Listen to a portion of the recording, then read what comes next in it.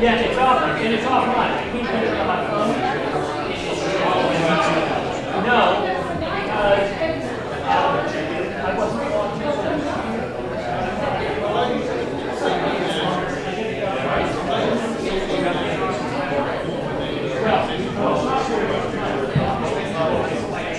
but it would, I think it would see.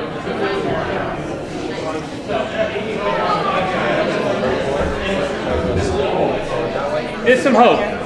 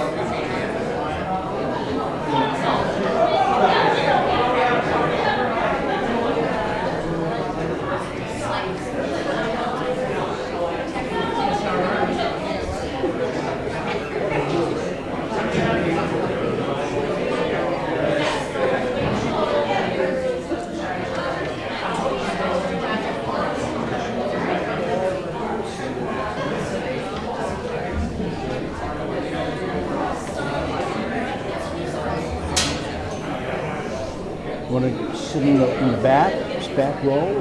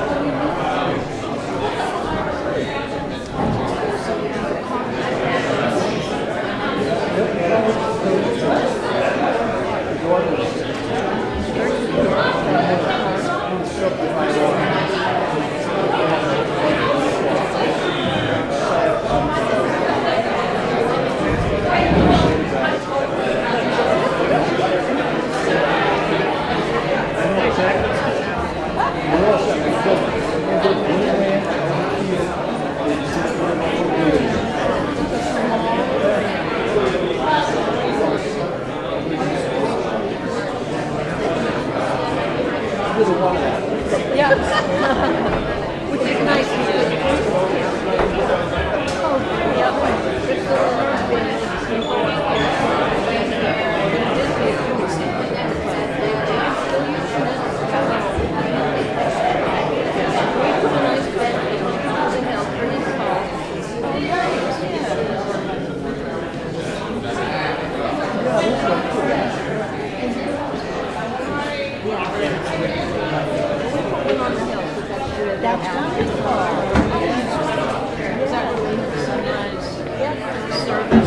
Pardon?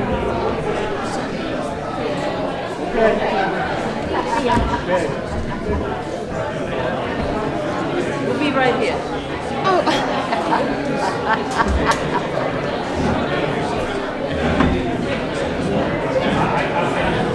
I think the old chairs were more comfortable. Yes, they were. Way more. They were.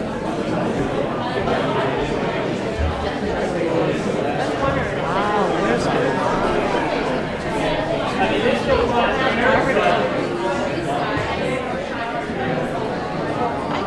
can't remember your first name. Eileen. Oh, Eileen. Left and I should right. know that. Eileen. Oh, good. Come on, girl. Nobody can believe it's like, oh, okay. Do you know what my body was? Yeah, retired to do that. Not related to that. Not at all.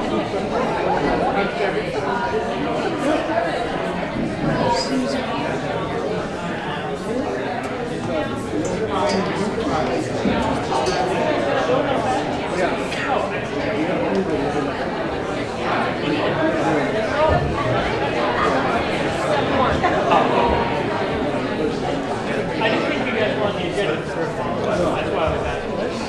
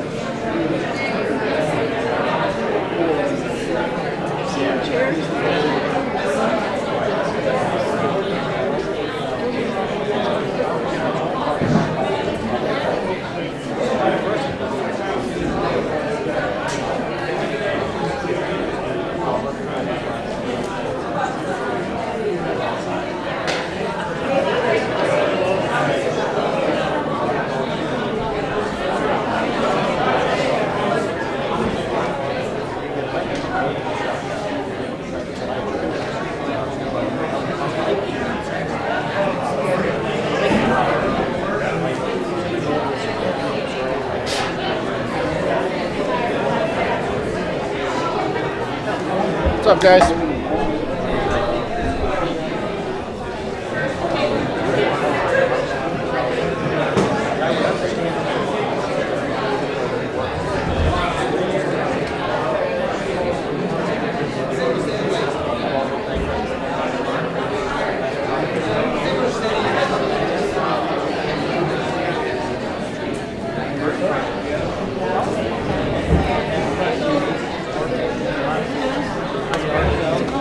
Good, how are you?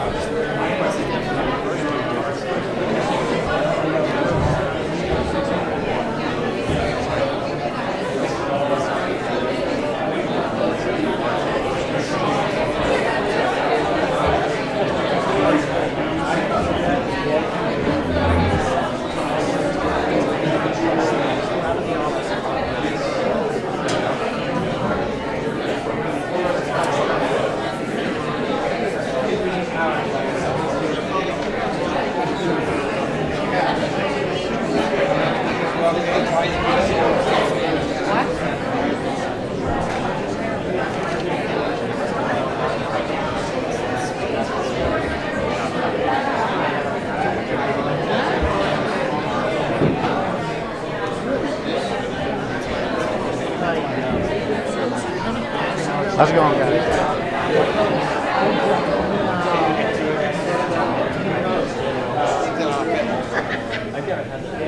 So we only have capacity to build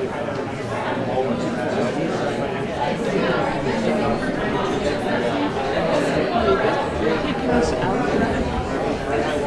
What's that, John? They're kicking us out?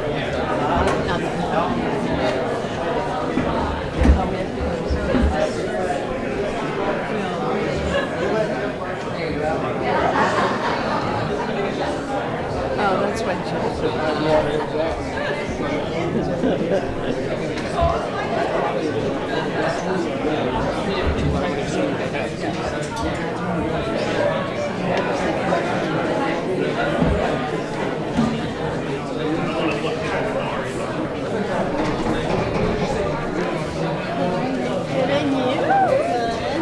we need to get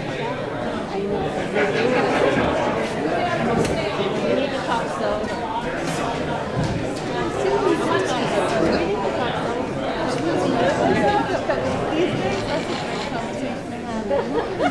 You're trying to read something. You keep going like this. I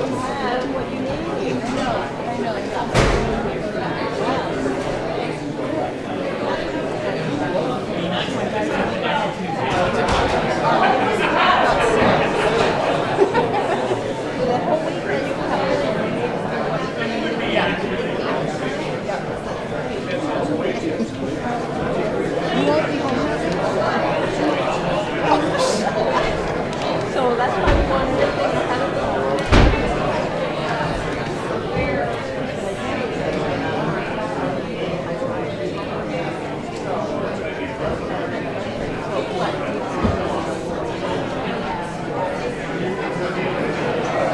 Right, right, right.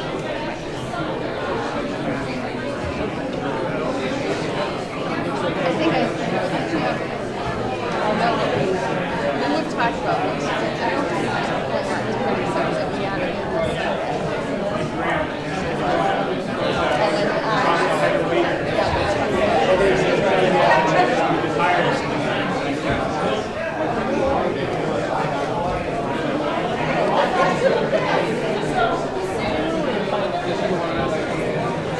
yeah. How do you know where? I love your lights. You were by the other day. Your red. I love it.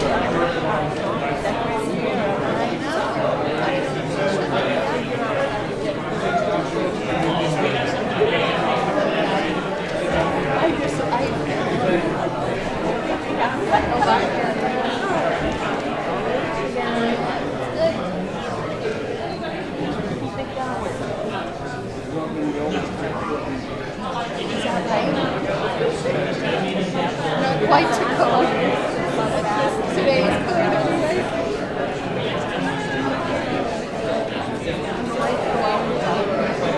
Yes.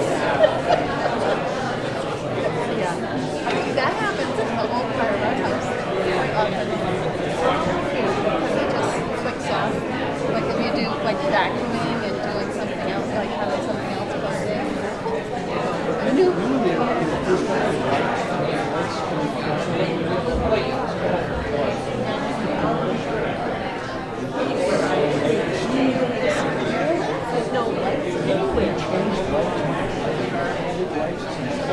That's so funny because I always think of that inside of that house being quite bright. During the day? Yeah.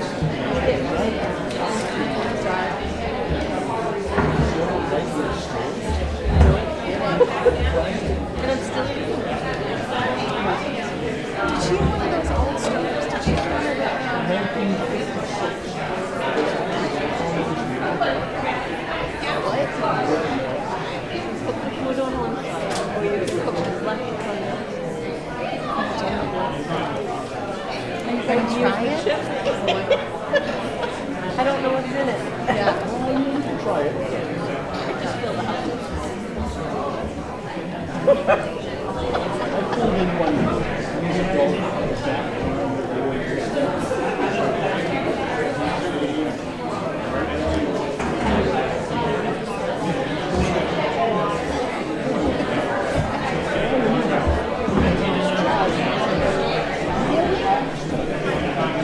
What was it?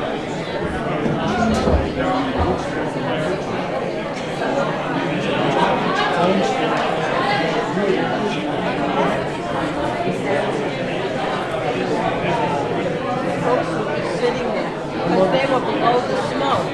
And the smoke was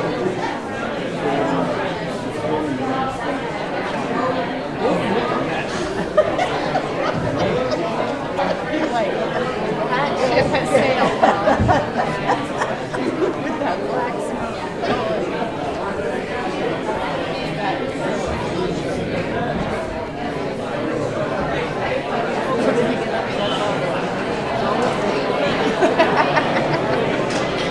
so it's been in there. I always have gas. Yeah.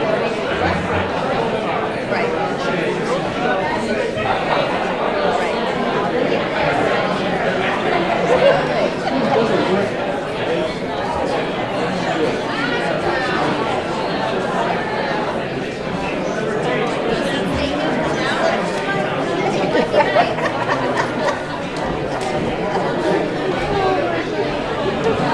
Does she have like the super old too? Does she have the super old one? She doesn't love that stone. She doesn't love that wood part of the stone.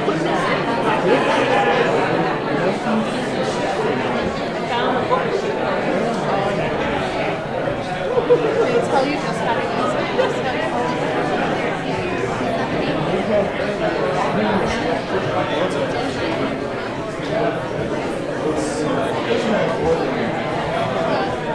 I turned the boiler on.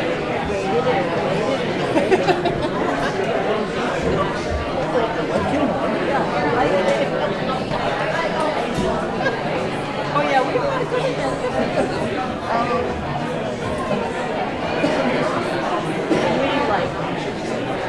it's really nice.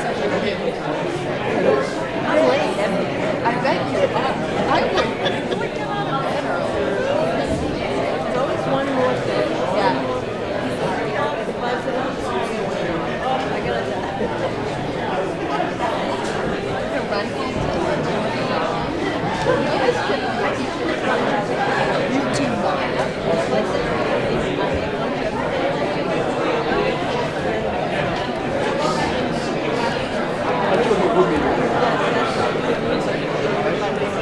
maybe when the sunny gets sunny, you'll use that back porch stuff. Sunny and warm. I would think. Right now, it just looks.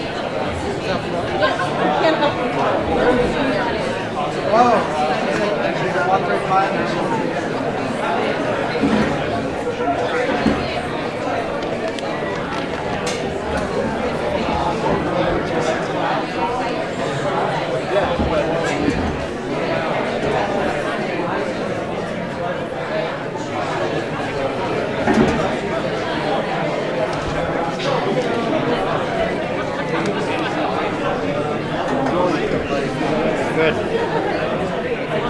Wonderful. Oh, yeah, right. You're supposed to be sitting on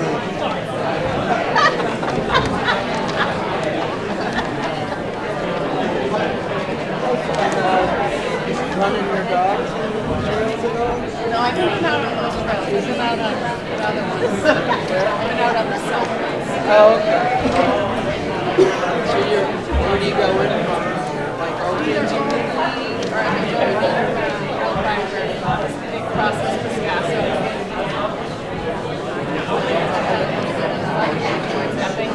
Yeah. The dragway. Okay. Are they really well trained? So much better. Again,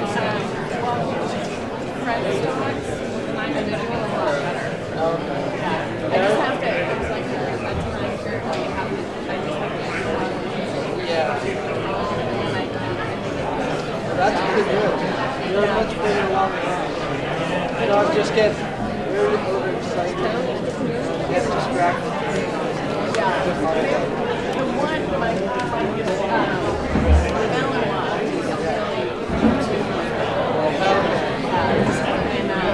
other one, I kind of have to keep in check. Yeah. But there's, I mean, they're much calmer than they were, but they just need, they do well, like, listen, get outside and She doesn't do as well in the house. She's so excited for her. Then outside, she's like, she just walks back. So it's interesting. She'll run ahead and come back, but she definitely knows.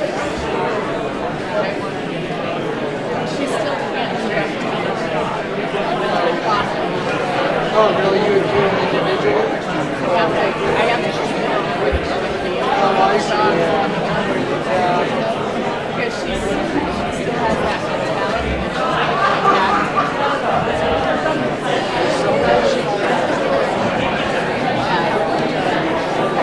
I mean, she'll definitely always do work at her. She'll look at She made the progress. right. Yeah, the little one is just like a good. She like runs off, just cuts her.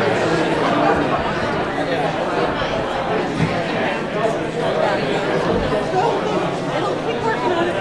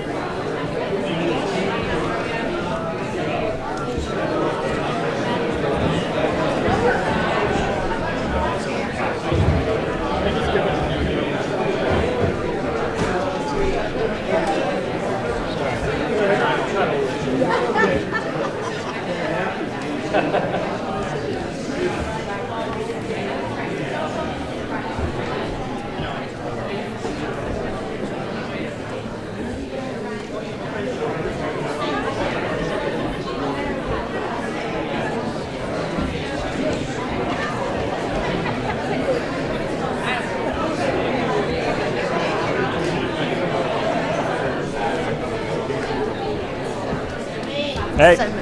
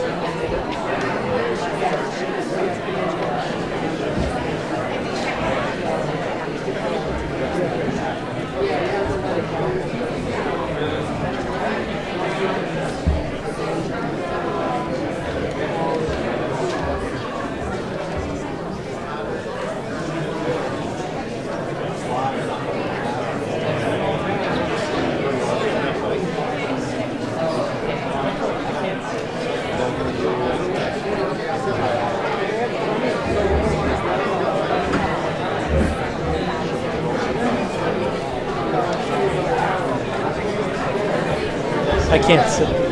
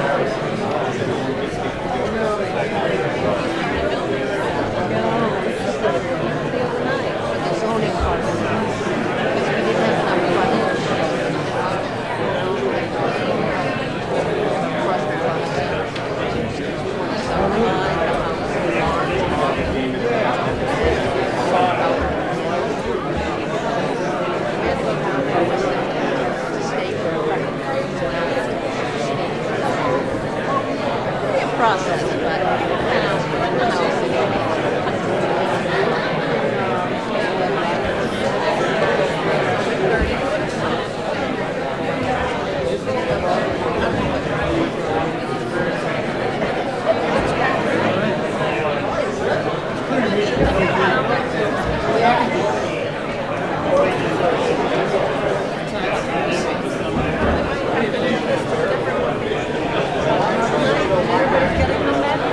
pretty close to the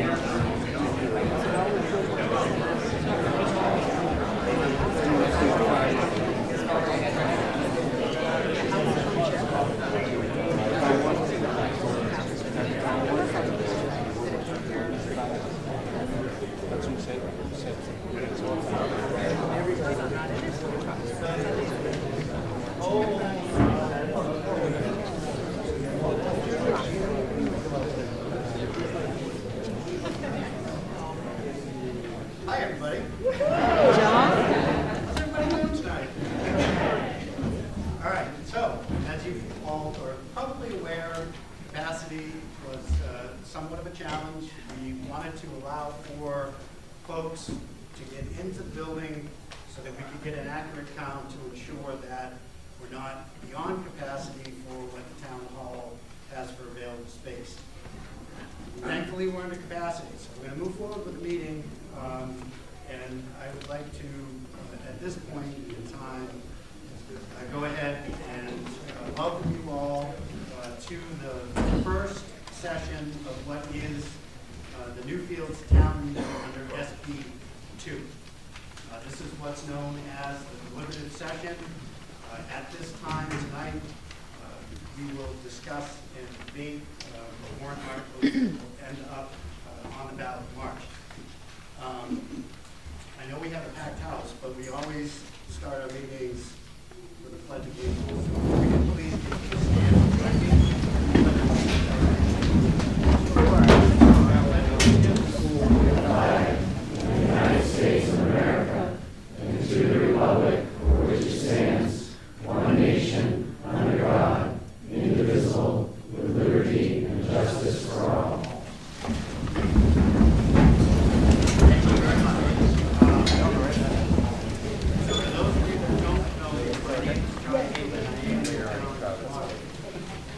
With us this evening, we have our town clerk and tax collector, Sue McKinnon, who you probably all know. We have our board of selectmen, Michael Kessler, Michael Sununu, and Hobie Harmon. When you came in, hopefully, as a registered voter, you got a voter card from either Brittany or Tom, who are supervisors of the checklist for the town. Thank you guys all for being here and helping tonight. So, as I said a moment ago, we're here to discuss and possibly amend each of the warrant articles that have been warned before the town that will then be placed on the official ballot, which is voted on this year, March 12th, here at Town Hall. Voting hours will be from 8 in the morning until 7 p.m. My role here tonight really is just to fairly organize this meeting and to keep it regulated. If you have any questions or would like to speak to an article once it's read, after it's been explained, please be sure to raise your hand, wait to be recognized, and when recognized, please state your name clearly so that we can get it into the record, and then followed by your question. And I just would like to ask that any questions, comments, amendments be courteous, and remarks please be confined to the merits of the pending question. As we're going to take each one of them one by one.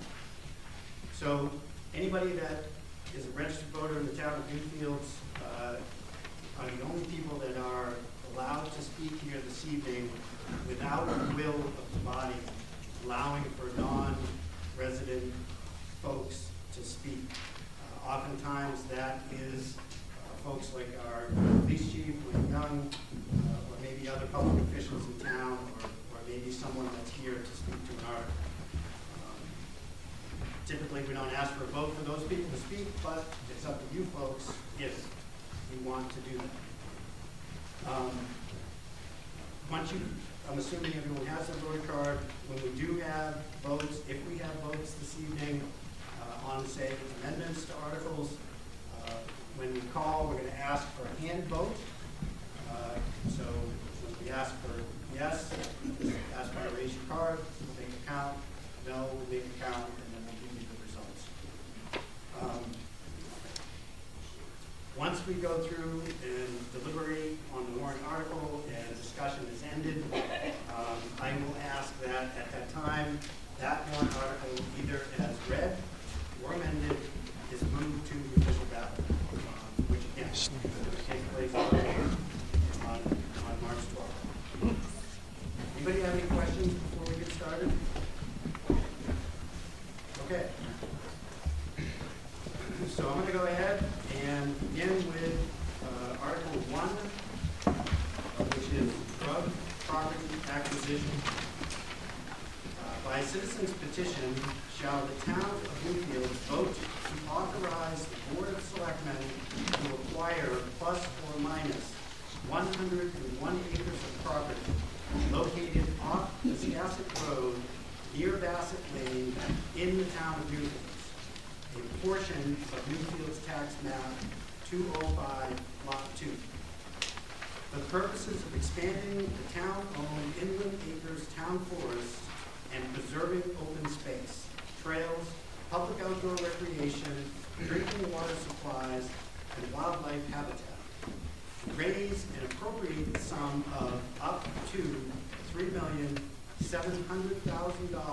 for the acquisition, not to exceed fair market value, to be funded by up to $2.5 million from a Clean Water State Revolving Fund, CWSRF, loan to the town with up to 20% or $500,000 in principal forgiveness and up to 80% or $2 million to be repaid by the town, and $1.2 million or more in other grants or gifts to authorize the selectmen to apply for, obtain, accept, and pass through a CWSRF loan in any federal or state grants or private gifts which may be available for said project, and all in collaboration with and facilitated by conservation organizations. This approval will not lapse until the Rudd property is acquired or by the end of 2025, whichever is sooner. Not recommended by Select Board 0 to 3, requires a 3/5 ballot vote. So, before we open it up for debate, I would like for someone who represents this petition warrant article to give a brief synopsis on the article. Katie. Hi everyone, I am Jamie Bell Preacher. I'm the lead petitioner for Article 1.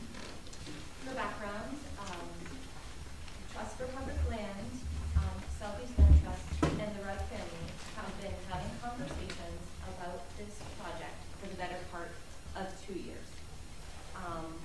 We have had extensive conversations, research, appraisals, conversations with the select board and a lot of the town to move this project forward, to take 101 acres in Newfields. Total project is about 150 acres that spans through Exeter as well. But what we're talking about tonight is 101 acres in Newfields. And the Article 1 is a vote to approve the select board to apply for a loan for this money to buy the land. As John mentioned, the total project cost is $3.7 million. The total that the town would be asked to repay is $2 million over 30 years. The rest of the money would be raised through fundraising and federal grants application process that is ongoing and will continue to move forward through the duration of the project. I'm here tonight with the project team. Jeff Kucher, the chair of the Conservation Commission, Jared Rubb, landowner. We have Jenny Wilson from Bassett Lane and Deer Trees HOA. We also have Lynette Back from Trust for Public Land, and I do believe Dwayne is here from Southeast Land Trust. Collective project team here sitting up front. We can kind of guide the votes. If anybody is confused, I know there is quite a large audience here. Thank you for everybody coming out, standing out in the cold. What we're asking for tonight is that you vote with us in support. We will be proposing an amendment to Article 1. There are some changes that we have put forth in our article that after input from the bond meeting, that was a couple weeks ago, concerns we heard from the select board and also in communication with our town council. We want our Article 1 to be as strong as it can to provide as much clarity, transparency, and collaboration as we can to move this project forward so we can conserve this 101 acres here in Newfields from now into the future. I think there's a lot of value in this land, and I'm hoping that a lot of people in this room also value it and are in support. So again, when it comes to voting, for anybody in the back or if there's any ever confusion, I will be holding up my card with the green ribbon. If you are a supporter, this is what you need to look for. Vote with me if you're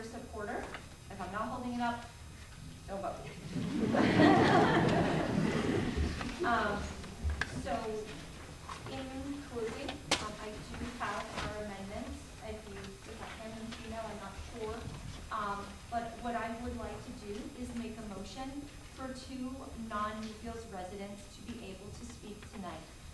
One being Lynette, representing Trust for Public Land. She has been the project lead, having communications with the Rugg family and the select board for the duration of this project. My other request would be for Vanessa Lazar, who is our spokesperson from Exeter. Should any questions come up about Exeter's position in their 50 acres that's part of this project, she can speak to that. So that would be my request for non-residents to speak. So we have a motion on the floor to allow for two non-resident voters to speak this meeting this evening. Do we have a second? Second. Okay, we have a motion and a second. Those in favor of allowing the two individuals that Jamie explained to vote or to speak here this evening, please hold up your vote cards. Anybody opposed? Okay, great. Thank you. So, at this time, I guess since the petitioner is indicating that they have an amendment that they're looking to propose for their article, may make sense to allow for them to do that. However, it's your meeting, so if you would like to ask questions in advance of that, I'm happy to entertain that as well. A lot. Betsy? Betsy Rose, did we hear, did you read the amendment? So that people speaking afterwards might be able to hear. Sure. The only thing I guess maybe what we should do then would be to entertain the language of the amendment, and then obviously at some point we're going to have to make that into a motion and amend the article. I just don't want it to get too confusing, the debate or discussion of the article without the amendment having taken place. Yes? Carolyn Scanlon, are you going to tell us what the article is first before you amend it? Yeah, so we did just read it. It is Article 1. We need a copy of the warrant, Carolyn? Yeah. Yeah, there should be one right here at the table. Oh, okay. All right. Do you have it? Yes. Okay, perfect. Yep, great. So yeah, so we know what the article is. Why don't we hear what the amendment is, and then we can either discuss whether or not we want to just put that into the motion and vote on it, or continue to debate prior to. So, do you want to read it? Or would you like to? It's up to you. Yes, you can. So, I can summarize and then read the whole thing, or would you like to jump into it?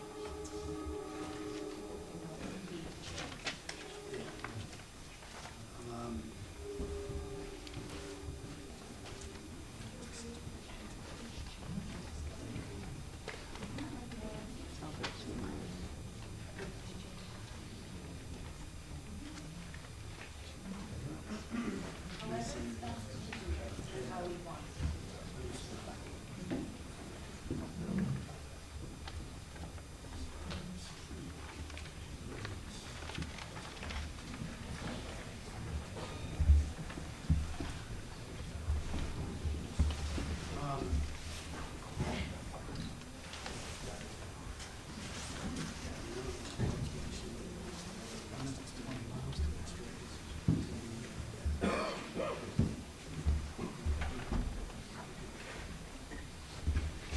Okay, I'm going to give it a shot. So there's 4 changes. I'll read the entire thing, but first I will highlight the 4 changes. There's a change in wording to shall be funded by, which replaces to be funded by. There's a change to include $100,000 in planning funds available to the Clean Water loan, which will be 100% forgiven, in addition to the other portion of the loan, which will be forgiven. So to circle back, we're looking to take out now a $2.6 million loan. 600,000 of it is forgiven to the town. $2 million is to be repaid.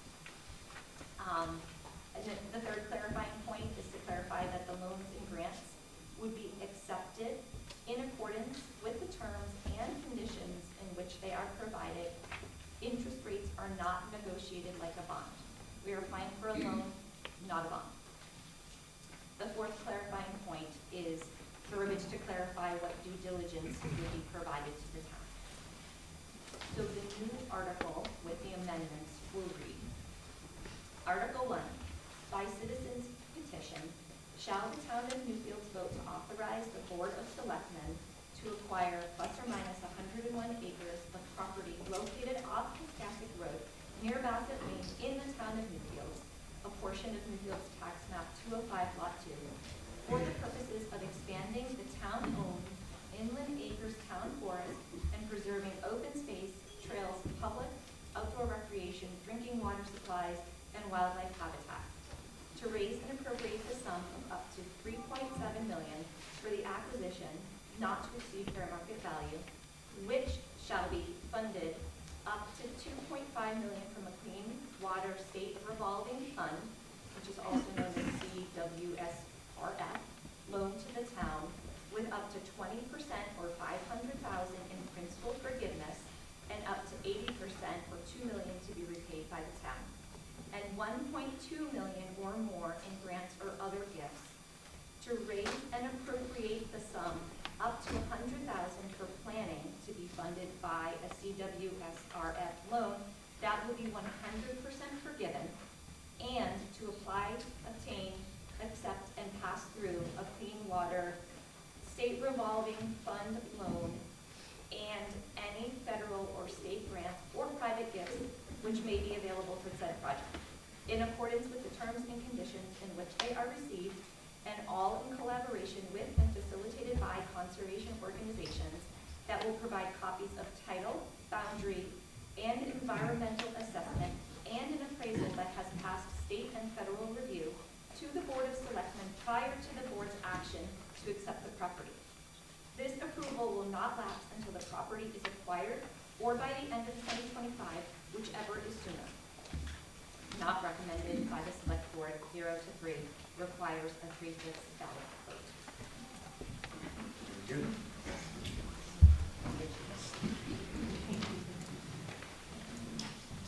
Okay.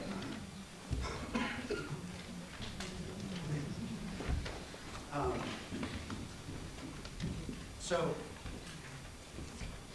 knowing that we're going to have that proposed amendment by the petitioner, may be appropriate to accept a second and a vote on that proposed amendment and then debate the article as amended instead of debating what they originally proposed. Yeah. So, I think in that spirit, I would ask for a second. Second. Okay. And I will ask for a raise of your ballot cards if you're in favor of the amendment as Jamie read it. And anybody opposed? Anybody opposed? I'm sorry, John, Yes. are we going to discuss the We are. proposed amendment? We're We're accepting the amendment to be proposed. Okay. Yes, we're going to discuss It's not, we're going to discuss warrant article as amended. oh, we're amending it. Right. We're not going to discuss the, Well, it could be amended again. okay. I think it's just in keeping it simple without making it too murky with regard to discussion of amendments. It makes sense to allow for the article to be amended by the petitioner, and then we'll open up debate and discussion on the amended article. The only sort of unfortunate part is people don't really have a copy of what the amendment is, about what the original is. So I guess we'll have to ask a question. Yes, sir. Shane, when I outlined, I had a little time to get the specifics. What they move with that, instead of just throwing amendments at it, switching anything around. I don't mind getting hard. So, take your time. Okay, thank you. Thank you. Appreciate that. And thank you all for your patience with the start of this meeting. I know it was at least a half an hour late. Appreciate it. Okay, so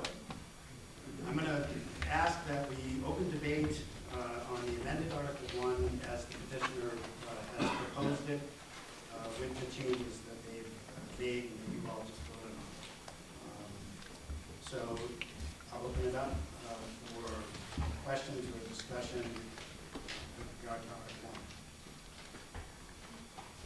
1. No one in this room is going to raise their hand. Seriously? Yes, sir. Thank you. Hi. Just wondering if those amendments change any of the meanings of the Come on. Okay. Anyone else have any questions with regard to Article 1? Yes. My question is. Your name, please? I'm Oh, sorry. Karen Neiman. Hi, Karen. What if these, loans and stuff like that, where, Anyone prepared to answer that question? Understood. Somebody prepared to answer the question? Yep. This is Lynette, by the way, one of the people that we allowed to speak. Thank you for that. Lynette with Trust for Public Land, I'm the project manager. So it's a great question. If the loan doesn't come through, what happens? And the way this is written in the first amendment is to give that bracket to the town. So the town is not just on the hook to come up with the 3.7 million. That's the total acquisition cost, which by law has to be put into the warrant article, the total cost of the project. And then it says, which shall be funded by these different amounts. So if these sources don't come through, the town is not obligated to proceed with the purchase. That was why that first change was made, to make it very clear that this is what we've outlined, this is what we're putting in front of the voters, and so if those sources don't come through, particularly the loan for the town would not be obligated to proceed with it. Does that answer the question? It does. Questions? Yeah. Steve? Not the article. Steve Coates. Steve Coates, sorry. The handout talks about a floor price, and a ceiling price of 3.7, and a floor price. It doesn't say what the floor price is. I can speak to that. Yeah, so the floor that the landowners has agreed to that we did release in the Q&A, I actually honestly don't know why that wasn't in the handout, but it's listed in the Q&A, and it's 10% below the initial appraised value. The ceiling is 5% above the initial appraised value. So the ceiling, the maximum amount that would have to be paid for the property is 3.7 million, which is why that's the subject of the warrant article. So the floor is 10%. 10% under. 10% less than plus or minus 3.5. 3,524. Correct. And just for clarity, if it's lower than that, the landowners are not obligated to sell the property. They could elect to do so, but they would not be required. That's why it's a floor.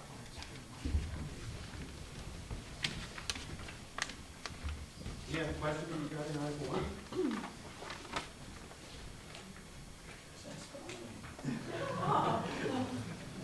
Tom? I just wanted to write the changes in, but I didn't. So what were the changes exactly? Exactly, the changes are, let's see, I'll read. So after the parentheses of not to exceed fair market value, that next sentence sort of begins with to be funded by. To be has been stricken, and which shall be was replaced. Did Dwayne just give you a clean copy of that? Or do you want me to keep going? Okay, I got the shall be, Yeah. And then, when you get past the 1.2 million or more, the other grants, gifts, too, we struck, authorized the selectmen, and we inserted raise and appropriate the sum of up to 100,000 for planning to be funded by a CWSRF loan that will be 100% forgiven, and then all the way to the end of that next sentence where it says for said project, and then we added in accordance with the terms and conditions which they are received. And then I'm all set. And then you're all set? Somebody handed me a copy. Yeah, that's I saw that, Tom. That's why I asked the question. just making sure. So you good?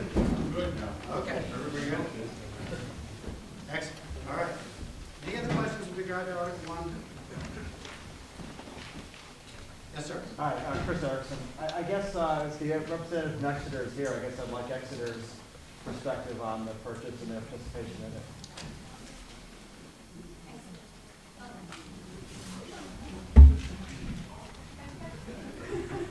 Hi everyone, Vanessa Broussard, Exeter resident. So we had our deliberation session on Saturday. We've had several meetings with our select board regarding the acquisition. And the people of Exeter support this land acquisition for the sole purpose of conservation. Our select board has voiced unanimous support in favor of our warrant article, and we gathered just shy of 200 signatures in 3 short hours, days before Christmas, from our residents. Our deliberation session was overwhelmingly supportive. Comments such as hidden gem, outdoor schoolyard, and no-brainer were among many. And we hope Newfields will vote and join us in this path to conservation.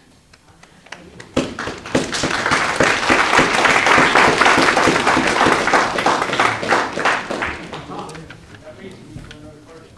So why is our select board so against this? It is a no-brainer. Look, I made it clear with respect to this, both from a fiscal impact aspect of this, the concern I have about the price of the land, the fact that this did not go through a process that this town has used in the past to conserve land. I have problems with this. I don't have a problem with conserving land. I have a problem with the way that this has moved through the process. And I don't support it. One more thing. There's this yellow book they say that does the appraising stuff. It's all federal government and state government. That's where the appraisals come from. So there's really, the price is not being picked out of a hat somewhere, it's coming off of a document. I understand. All right. And none of these developments have ever helped us or taxes I think the issue there, as much as the developments coming in, is the increase, from a budget standpoint, where the town was with respect to capacity and services. It's not a simple question, Tom, of we're developing the entire tax. I have another person that wants to speak, Tom, so we'll let you come back if this person's done. Kristen Grossley, I am curious about what parts of the process, in particular, don't set right with the select board. Because I haven't seen the process, or I haven't been, that involved in those types of processes. I'm curious what parts are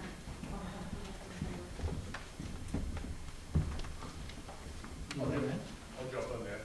My issue so far has been with, and before I go any farther, I fully support conservation and the conservation area, but it has to work.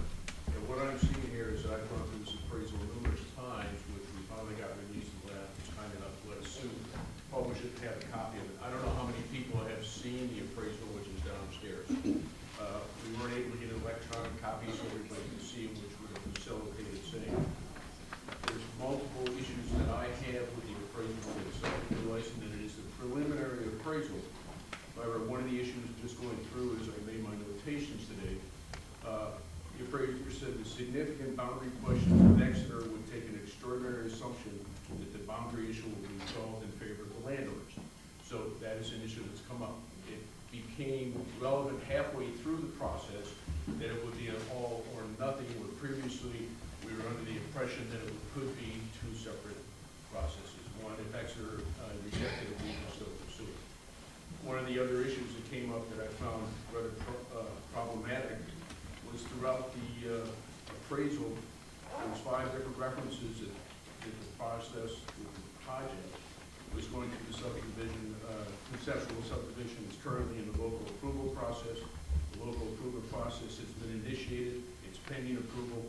Subject conceptual subdivision plan has made progress, and the plan has been reviewed by the town of Newfields. That is simply not the case. I mean, there's parts of it where if you take it on the whole picture, yes, it works, but when you look at it, it's not complete. Then, if you look at the comparisons, 1, 2, 3, 4, the comparisons were approved subdivisions. And it has us down again as pending approval for the town of Newfields, and the other one was pending, and one of them is conceptual. So what I see here is we have a piece of property, and we're saying that this piece of property is compatible with approved subdivisions, and that's why the price is set where it's at. I have an issue with that because I don't think it's a valid number. Now, I realize there will be subsequent appraisals, and that the numbers can vary either up or down. The other point was this appraisal was done in June, I believe it was, when it was finished, and there's going to be modifications.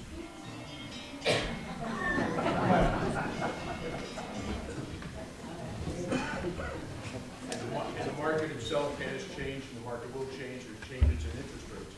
But I think in conjunction with the appraisal issues that I have, and what I have seen is changes in what, because we still really have not technically seen the terms and conditions of the sale. Now, the document that you provided today, Lynette, gave some more knowledge to us, but I haven't seen that. And it's a real estate transaction. Breaking down to the bottom line, it is a real estate transaction. And if I'm going to go into a real estate transaction, I want to see all the numbers in black and white. I want to see all the terms and the conditions of the sale. Now, if I'm doing it myself individually as investing in a piece of real estate, then I accept the risk as the person that's buying the piece of real estate.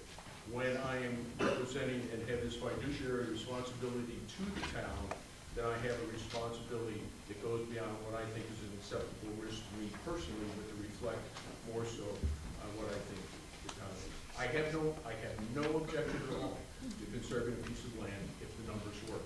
I am not to the point where I am comfortable that the numbers that we have in front of us are solid at this point in time. And that's the basis of my concern about this. Okay. Yes, Gail Davis. My question to the select board is, if a home in Newfields on less than an acre of land sells for over $1 million today, how, you can't even do the math to say that 100 plus or minus acres of land is not worth $3.7 million. I mean, the math does not work that way, guys. And I think we just need to, I'm a business person, look at the dollars and cents to say that this property is worth more than $3.7 million. If the Rugg family wants to go sell it, 100 plus acres of land, and it goes to a developer, it's going to be a lot more money than that. And then it becomes the burden of this town on our resources, our fire department, our police department, our roads. I mean, if you've driven a Holdley Road in the past 8 months, that development on Viola, which is what, 5 houses, 6? Well, they're not all built yet. The road is trashed. And that's in our plan to take care of that this year. But I'm saying, the fact of the matter is that if we preserve this 100 acres of land for a fraction of the cost, I mean, a development isn't going to save you.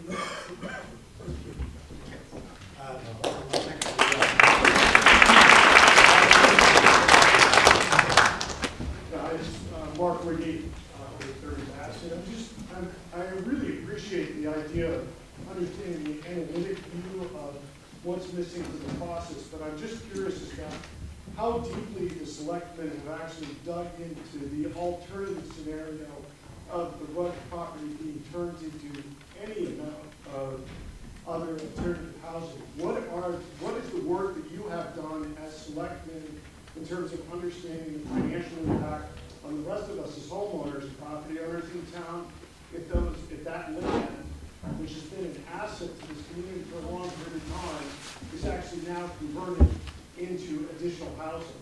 What additional analysis have you done, because I appreciate the idea of analysis, around the impact on our infrastructure, our police, our fire department, our school system, et cetera? I think the analytics is a great idea, but I'd like to hear it on both sides of the equation. For all of us, this is not just a property acquisition. This impacts all of our property. So at the bond hearing, we actually presented an extensive review based on census data, recent data on home values here in town, costs of the town on the municipal side, costs in the schools, potential impact in the schools, and we went through all of that. And that is actually posted online for you to review. So I would say that the board did look extensively at the fiscal impact of this and did an analysis of that, as it would impact the rest of the homeowners here in town and the town itself. And is your conclusion that that's the alternative, that this is a better alternative, that opposing this is a better alternative than support? The conclusion from the numbers as you run through it, and I don't want to rehash everything in there, but the critical issue here is the most substantial fiscal impact is based on the school spending. And our school is underutilized. 15 years ago, we had fewer people in town, but we had 180 kids in the school. We have 120 now. So there's an underutilization of the capacity, which is why our per child cost is on the order of $23,000, which is much higher than the rest of the state.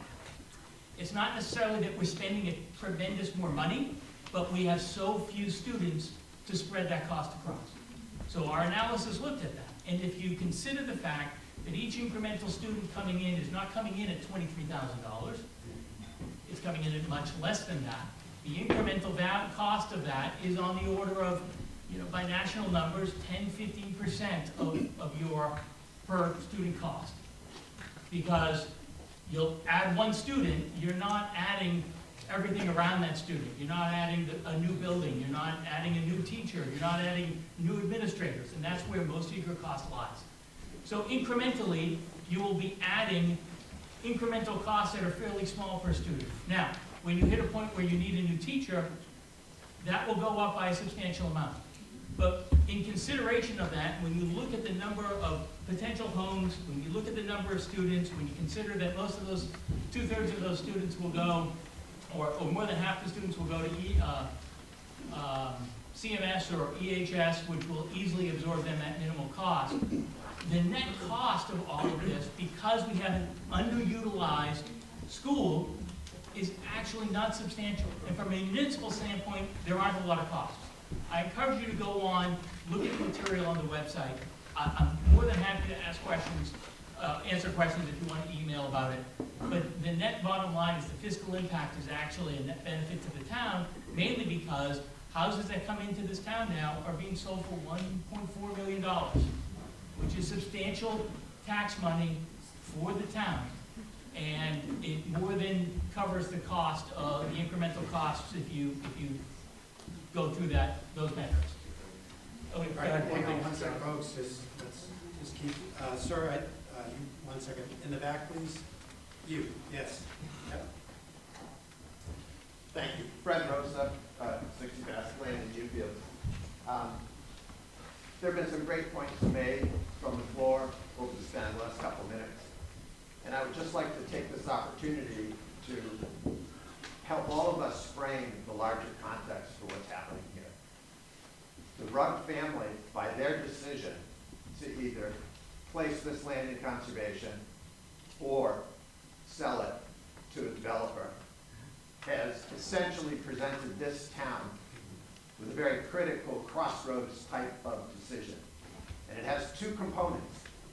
One component is the public policy. The other component is the fiscal implications. Just briefly on the public policy side, there are a whole host of reasons, from quality of life to the environment to protecting our own groundwater. We're being very motivated to pursue the town forest that's been proposed. Let's set that aside for a moment. I think others may speak to this later at greater length. On the fiscal implications side, different aspects. If you look at this from the standpoint, as the lady at the front mentioned a few moments ago, of this being a real estate transaction, a professional developer, hand-chosen by the Trust for Public Lands, that has done this many times. Lynette can offer this later, and very successfully. Appraiser. An appraiser. What did I say? A developer. I'm sorry, appraiser, has completed a preliminary appraisal that puts the value of this land, taking into account its unimproved condition and a whole host of other factors, and concluded that its value, its market value is $3.7 million. The cost to us here in Newfields for the 3.7 million acquisition and all of the very significant acquisition project costs is no more than $2 million that will be repaid over 30 years. Now, if you put all of that together, it provides a context which I think is a pretty powerful and compelling incentive for us to go back into that public policy basket and decide that this is something that we want to do. I'll leave it at that. There's also some others in the audience, by the way, who can perhaps speak to having done an alternative fiscal impacts assessment. And I would encourage everyone to listen because there are a lot of different ways to look at this. It's difficult to project, but there's alternative conclusions available to us. Frank, sort of on the side, other hand raised a moment ago. Just a question with here. Someone from, if you don't mind, you go right ahead, and then I'll get you. Just trying to pick up on the people who had already had their hands raised prior. Mark Casper. I had come in here looking at it from both sides, and I understand that it's a thankless job, what they're doing up front. And so I understand the end of the due diligence part that you wanted to put out there and say, we're doing these stopgaps and saying, okay, we want to know what the details are. But what happened is that you did not make the details apparent to the rest of the public. And so that's what needs to happen. We need to make that information apparent to the rest of the public. And I think it would have created a better venue for people to make an easier decision. So I think that's really where we're at. And that's why you have, what, 170 people here raising their hand.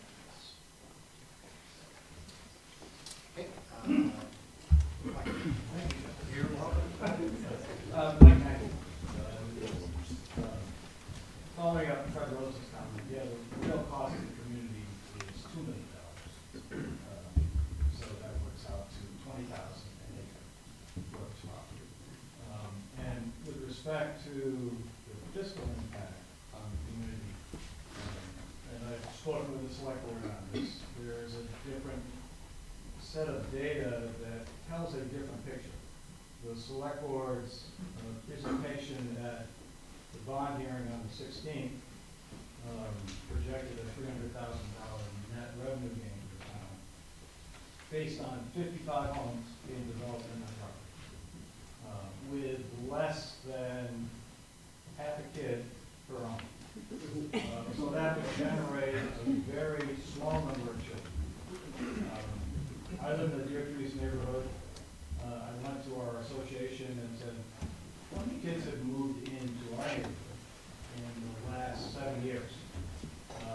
There were 14 houses that were sold and 24 kids came in. If you do the math on that, that's 1.7 kids per home. So if you apply real world data, meaning people who moved into a neighborhood just like this development, 94 kids who've come in.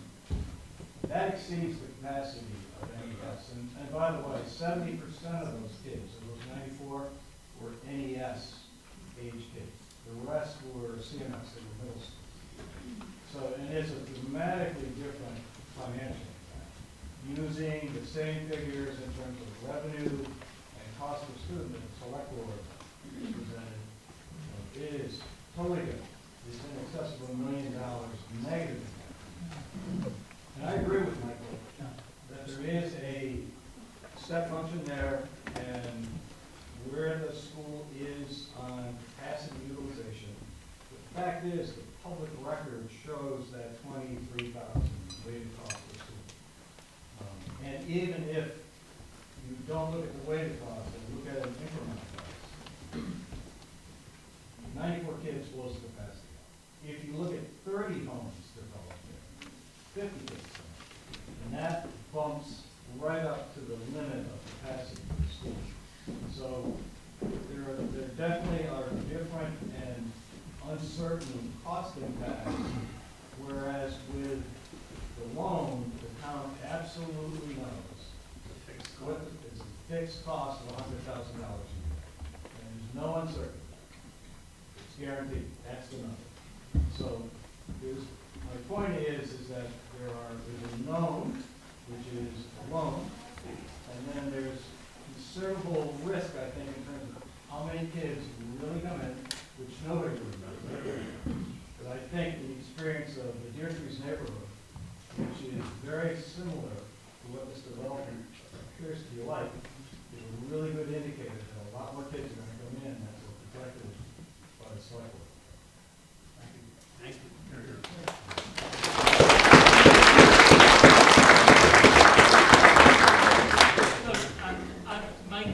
Mike and I have been going back and forth on this. And what Mike didn't mention to you is what I commented back to him, which is, first of all, yeah, we had kids from Deer Trees come in, and the school population still went down over that time frame. It is because there's changing demographics going on in this region, in this state, in this town. And so, you know, putting out big numbers that aren't grounded in the reality of the demographics that's going on around us, and the fact that the school population went down as those kids came into the town. In addition, as you know, Mike hinted at, yeah, if you take a more incremental, more granular view at the cost structure, at the end of the day, even with adding, you know, a substantial number of students, you still do not end up with more expense versus the revenue that a typical home here in town actually generates. And the last point I'll make is, yeah, you keep throwing out 94 students. You're talking about 94 students, 94 kids across a variety of ages. What percentage exactly will go to NES? Even at 50%, there's capacity in the school to do that. Look, the numbers are what the numbers are, and all of us can play around with it. I encourage you to go online, look at the data, ask the questions. But it's, in my opinion, no matter how you run these numbers, at the end of the day, from a cost standpoint, this is not like the Falzone situation we were in 2005. In 2005, the cost problem the town faced at that point in time was building a $3, $4, $5 million expansion on the school. And that's not the situation that we're facing here today. It's just not. And so I just wanted to respond to make sure people are clear.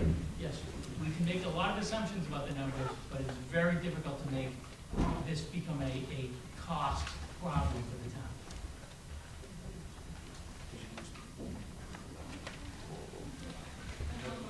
Mike Mackey again, Michael and I have been burning up the emails back and forth. And I guess my ending point is that the development represents uncertainty. Going for the road property, going to a community forest situation is a guaranteed known cost. So there's, in my mind, there's a lot of debatable factors that affect the cost of the community if that property is developed. There's no debate on what the cost is if it goes to a community forest. It's not just schools, it's roads, it's every other piece of So I'm just going to pop up and respond to a couple of points that were raised about the process and the appraisal, because those are super good points that Hobie raised. Regarding the appraisal, first of all, regarding public information, this gentleman made a great comment. We've had several public hearings. There was a public hearing in July. There was a public hearing in November. I realize not everyone can get out to the public hearings. We had the budget hearing, we've had a bond hearing, and here we are at the deliberative session. We also had an And then at 3 different select board and conservation commission meetings, the project has been discussed. It's really hard. We're trying hard to get information out to the public. So there is a website for the project. It's savefortrocktrails.org. So all the information that we're releasing publicly is also posted to that website. So that's a good place to get information or just reach out to a member of the project team. Regarding the appraisal, so the initial appraisal done was a restricted appraisal. We did release it on a restricted basis because it was done for the purpose of budgeting and fundraising. It's still a 100+ page document. It was very thorough. The final appraisal will have the appraiser's full analysis written up. The appraiser did the full level analysis in the restricted report, but it will be written up in that full appraisal, which will then be appropriate for the full, complete, open public release, out on the internet. But that's why we did release it in that more restricted format. So it's a 2-part appraisal process. We did the preliminary appraisal for negotiations with the landowners, for talking with the town, for budgeting, and for fundraising to bring us to this point of request. The actual purchase price, I can't emphasize this enough, the actual purchase price will be based on a full and final appraisal with the ceiling cap that the regs have agreed to of the 5% over the current appraisal. And then with the floor price that we talked about. So we will have a full and final appraisal that goes through all of these issues that the town has raised. The town will be named as an intended user. The town can provide any data or information or concerns they have to the appraiser to consider. And there can be that dialogue. The public can provide questions. That will all be taken into account in the full appraisal that actually sets the purchase price. This is for a budget and fundraising purpose. The $2 million is a maximum cost to the town. So if the appraisal comes in lower, the cost to the town could be lower. Also, if we do better in fundraising, which we hope to do, our goal is to get it to 50-50. So in the scenario that the cost is $3.5 million, which was the initial appraisal, not the 3.7 ceiling, our goal would be to get the town's cost below $2 million to 1.75, which is 50%. So we can't guarantee that. That's why we're asking the town for the $2 million, but that's just to demonstrate what the approach is, and that as this one pointed out, that's a maximum cost that's known for the town. As far as process, so we are being my organization, Trust for Public Land, is trying to serve as an intermediary. We are entering into an option agreement with the landowners. We released the terms of those option agreement today, but that is not new. We've been discussing the majority of these terms with the town, and with the landowners, and we've let the town know as those terms have been negotiated what they are. And so we released that today. We also released many of the terms previously in the 12-page Q&A that we put out before the January 16th session. So those are also there. As far as the process for the town, the last point I'll make is on the due diligence. So Hobie spoke to real estate due diligence. So our organization is very, very in tune to that. We're very risk averse. We have very, very tight option agreements. And written into the option agreement, and as you all see in the 1-page summary, there is a real estate due diligence component, and that's why we're offering this amendment, or proposing this amendment to the warrant article. We don't even think it's needed because there would be real estate due diligence, but we want to make it crystal clear that there is a real estate due diligence component. And copies of the title, boundary, and environmental assessment, those are the 3 key components of real estate due diligence, will all be provided to the town. And so that will serve as the basis for the purchase. And then the full and final appraisal that's reviewed by both state and federal agencies will be provided to the town. So it's really important that that appraisal is independent. It's reviewed by a second independent review appraiser that's hired, and these are both competitively selected. It meets state standards, and it meets the highest federal Yellow Book standards. And so I'll leave it with that as far as process and addressing those due diligence concerns. That's all baked into the project. Yes. Hi, my name is Christina Dave, and I have a question. I'm new to the township, I'm new to the state, so the process is a little bit confusing. The way I understand it is we don't have to convince the supervisor that they've done due diligence None. provided their reasons. I've been at several of the meetings, I've been very impressed with the work they've done and the approach they've taken. If we, as a community, vote 60% in favor of this project, then it will happen, right? March. Okay, so I think, to me, that's the key element, is that if you're in the room today and you would like to see the project proceed, then come out on March 12th and let the supervisors know by your vote what intention you would like to have for the township, because they will serve at our request. You're a fast one.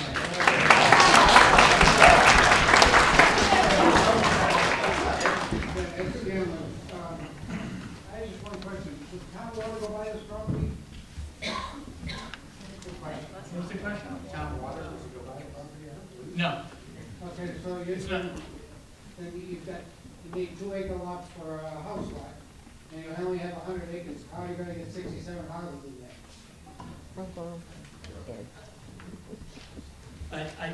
To your question, Ed, and we've mentioned this in the prior discussions, that's an issue that ends up before planning board in terms of an approval of a development. Those kinds of issues get addressed there, right? Where can the roads go? What are the limitations? What are the setback requirements? How much wetlands?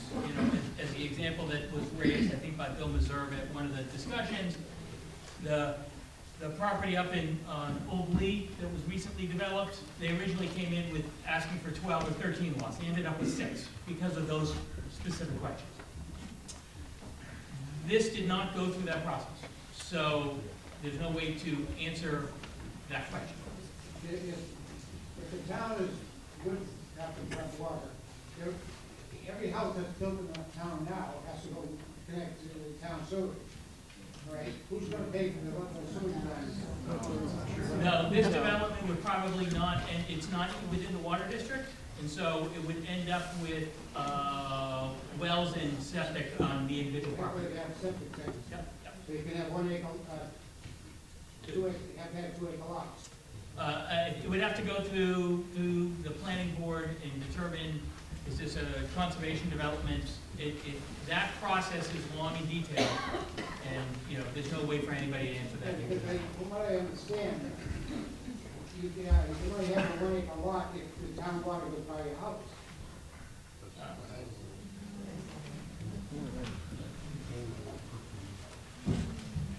Any other questions with regard to Article 1? Yes. Hi, Patty Brown. I just have a question. As far as the final appraisal, will that be available before the vote or after the vote? There was no date that was going to be finalized. Yeah, so the final appraisal will be after the vote, and the reason for that timing requirement is the appraisals expire after a year. So the final appraisal can't be sooner than 1 year before the property is purchased, and the target closing date is mid-2025, which means we need to be mid-2024 or after for that final appraisal to be fresh to support the closing. But because we have this agreement with the landowners, we know we're maxed at the 3.7. That's the top number that it would be purchased for, and we have the floor price as well. So, yeah. Yeah, you can coach me along as to the process here, but I would like to make a motion to put the warrant article 1 as amended on the ballot. Second. Completely unnecessary for you folks to do that, but which is also known as moving the question. We could do that, although I will say that I think we were pretty much wrapped up in the discussion with regard to Article 1 anyway, from what I can get from the sense from the room. But everybody would like to vote on the motion and second that has been made, please raise your voting cards in favor of that. Again, is there anyone opposed? All right, we're going to move on to Article 2. Sorry. So we have a motion on the floor to restrict reconsideration of Article 1. We have a motion and a second to restrict reconsideration of Article 1. questions about what restricting reconsideration of Article 1 is before I ask for a vote? Being none, all those in favor of restricting reconsideration of Article 1, please raise your voter cards. And those that are opposed,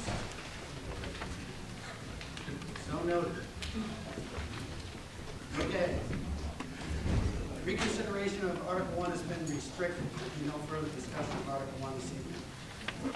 Article 2, shall the town of Newfields raise and appropriate as an operating budget, not including appropriations by special warrant articles and other appropriations voted separately, the amounts set forth on the budget posted with the warrant or as amended by vote of the first session, for the purposes set forth therein totaling $2,092,446.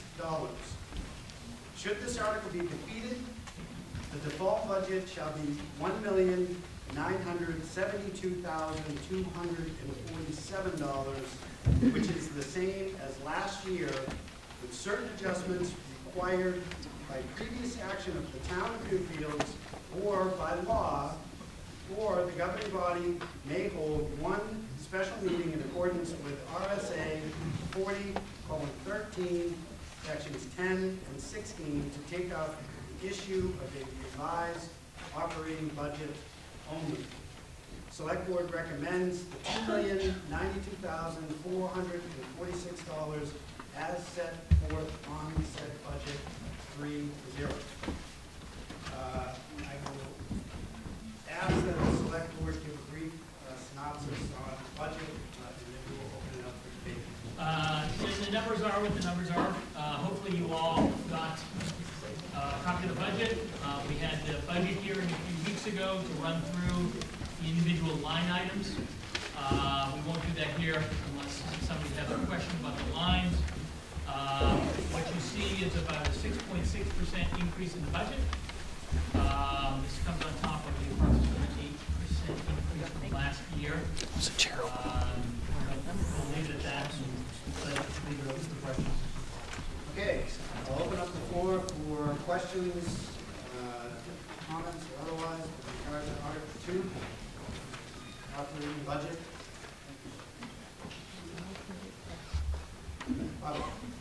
Bobby Kelly, Old View Road. Forgive me, I'm sorry I wasn't able to make it. No, don't worry. But I do have a question about the highways and street lines. Yes.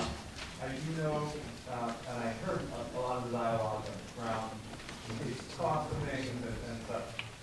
It is, if I look at the numbers correctly, about 20% of the operating budget, and almost 30% of most of the dollars we raise via taxes, when I put it to math on this new document that we have.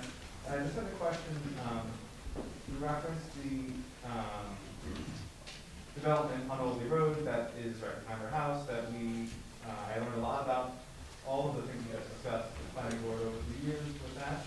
And I thought I remembered, I think I was earlier today, that as part of that process, there was a bond that somebody at some point along the way had to put up For their road. No, I remember the conversation being to help pay for any damages to the road, Oldie Road, as a result of all of the trucks that have gone back and forth on the road for the last 8 months already. And I just was curious how that dollar figure works, and is that bond that would be used to repair the damages factored into the 420 there? It's not. Or how does that work? No, so with that 420, it represents not just the paving budget, but it's also things like salt and cleaning out the stormwater system, the other aspects of highways and streets that we have. With respect to the bond, I'd have to talk to our road agent exactly about the size of that bond and the terms and conditions, because at the end of the day, he's going to make the determination whether they're going to owe money under the bond or not. So I don't have a direct answer. Because I do remember that being one of the events, like the concerns I had as a owner about the whole. I'll say this, whether we get any money through that bond or not, we've budgeted enough money to complete Old Lake. So anything in addition to that, and we may not even see, if we move on a bond, it may take some time to do that. They're usually based upon completion of the neighborhood itself and all the aspects that are required under that neighborhood, cisterns, complete pavement of the road, etc. So we may not see the funds from that bond back even this year, because from a timing standpoint, when the town can actually act on the bond is determined by the bond itself. So regardless of that though, we have enough money in the budget to make sure that Old Lee gets completed from where the paving stopped till the end of the road. When I heard that, I think I just wanted to make sure that it was understood that it was a very clear ask from the public that if and when that project went forward, there would be money set aside to help repair. Yep. And so I don't know if that's clear, because I often hear, I appreciate you often saying that OB is going to be paid this year. That's great, but it's not like it was unexpected that it was going to be trashed. Or, you know, the drivers are very nice, but their trucks are very heavy, right? So it takes us back and forth all the time. So there is money at some point that can be used to apply. Again, road agent handles the bonds for that type of thing. I'll make an inquiry with Brian and get some details for you. And so I guess at some point when it does get decided, would it, I'm sorry, no, but and because it's such a large percentage here for the paving of our budget, I just want to be clear on if there was, say there was money at some point that the bond paid for, and it was already budgeted, what happens to that delta? Does it get that 12%? So, the accounting for the town. So let's say, even if there was money for the bond or there wasn't, let's just say for argument's sake, we ended up not spending $50,000 in the road budget. And all the other departments basically spent to their budget, so there's $50,000. Those funds basically fall into the undesignated reserve balance for the town. And at the end of the year, when we set the tax rate, the final tax rate for the year, everyone pays half their taxes. We make an estimate in July, you pay half your taxes, and then come December, we set a final rate, and the board has the discretion to utilize undesignated reserve fund balances to basically lower that tax rate. And so if there is something like that, the net result will probably fall out into the undesignated reserve balance, at which point in time we can either lower the tax rate or, you know, the undesignated reserve balance in effect is kind of like a rainy day fund for the town. So that's really how it would fall out. Thanks. Yep. Thank you. No worries. That's what we're here for. More questions with regard to Article 2 for the budgets? Going once? Okay, I'm going to ask that Article 2 be moved to the official ballot as read. Article 3, by citizens petitions of town of Newfields, vote to raise and appropriate $15,000 to continue bi-weekly curbside recycling. Understanding the importance of being fiscally responsible, we support reducing curbside recycling to every other week instead weekly. This money is to be utilized solely for the purpose of curbside recycling, not recommended by the select board 1 to 2. Any need to? I think the select board is absolutely correct, because the recycling goes to the rubbish, it's thrown in the rubbish, and people don't realize that, that's what they're seeing. And when something is thrown in the rubbish, it's thrown overseas and dumped in the ocean, so it's a waste of money. Okay. Thank you, Tom. Any discussion with regard to, well, I'm not sure we put this petition on. Is this a petition article or is this by the select? It's by citizen petition. Okay. Yeah. So I don't know if we need to speak to it or not, or would you like to speak to it? Yes? Jackie Silvani, 59 Main Street. Here we are again, recycling. So this article, this warrant article is here to support and continue curbside recycling in this town. We did this 2 years ago. So this article supports every other week curbside recycling. The service provider that we use is very intentional in his work. He's very open to anybody who would like to speak with him. He'll take you on a ride along. I believe he was going to take Kobe, but we had a big storm. No, I was there, we did. Oh, did? Were you able to? Awesome. So. Pretty exciting. Great. Really love town support on this again, and so we can just kind of keep it in our budget and keep our good stewardship of our town for our kids. So. Yes. And Phyllis Mackey, and just to address that, talk to Jackie, talk to the person from ELM I because. don't talk to anybody. I've been to the landfill. I've seen them come in the recycling truck and dump it in the rubbish. That's what they do. When you go for a little drive with them, they show you all this merits and stuff. It's actually what's happening. So that's it. Would you like to finish your statement? You also?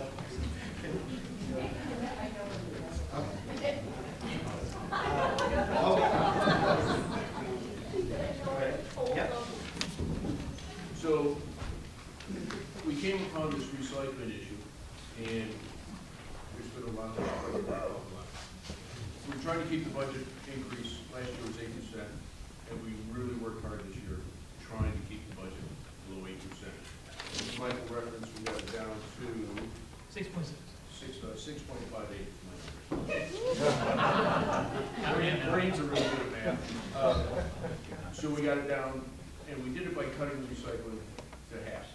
So it's going to be every other week. That's saving us over $20,000 for the year. All right. It lowers our carbon footprint, which I haven't quite figured out what exactly that is. But we have one less truck twice a month, so we're only having a truck out there twice a month instead of picking it up every week. I supported this. I had the same issues the town does, because if I bought a $65,000 car or whatever it costs, a $30,000 car, and it only worked 19% of the time, which is a good number for the amount of material that gets recycled, I'd get rid of the car. But it's the reality of life. We've got all kinds of other outside factors. Plastic's not recyclable except for the ones in tubes. And there's all these issues we have to deal with. But I supported it because I think that's the will of the town, and I kind of haven't supported the idea, but my objective was to cut the amount of budget and save the town some money in these really hard economic times. And if I could just digress for a second on this. The town now has, Keisha has put up on the town calendar the recycling days, so all the kerfuffle about, well, I put it out and they don't pick it up, and then it's Thursday, but it's a full moon, the Coriolis effect, whatever. Go on the town calendar, and you'll see what's on there. And then say, well, my thing gets full, and I don't have the, and then it's overflowing, and then you talk to Jim about it, and he said it's blowing all over the yards, and it's picking, and they have to go pick it up. Get yourself a big container, put it in there, duct tape, recycling, okay? And along those lines on recycling, which is the same thing, the cardboard is now going to be picked up 3 times a week. We've liaised with Jim, and that's going to solve, hopefully, that problem. And he will ride that cyclically, because the amount of cardboard that is recycled will drop off seasonally. So when we need it, he will pick it up and take care of it. This doesn't, and if you have an issue with recycling, call Sue or Tom with the select board. Social media does absolutely nothing.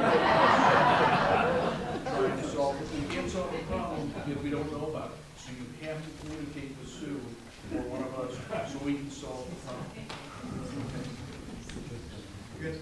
Carol first, and then Jack Elliott. Yeah, I was just going to ask if it did, I needed to go back a week ago, I didn't know what was the cause, and you've explained that very well. But this is sort of the glass, we can't put the glass in the trash, right? There's no market for glass.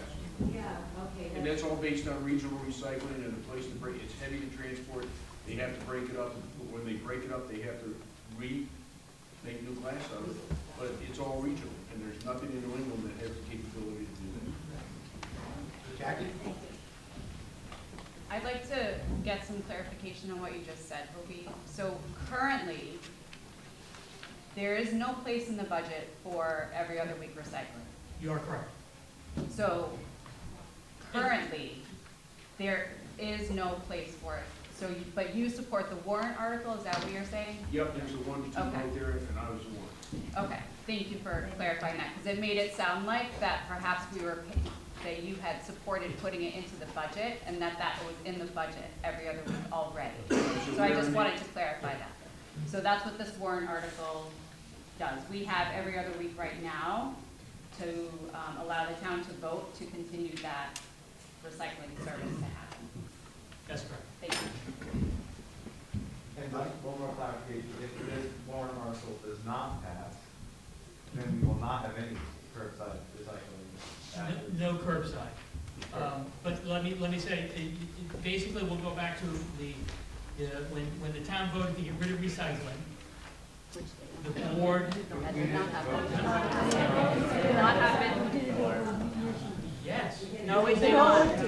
Hold on, folks. There was a warrant article that was before the town. We did this before. The town voted against the recycling. Then, the town voted again to reinstitute recycling. That's why it went away.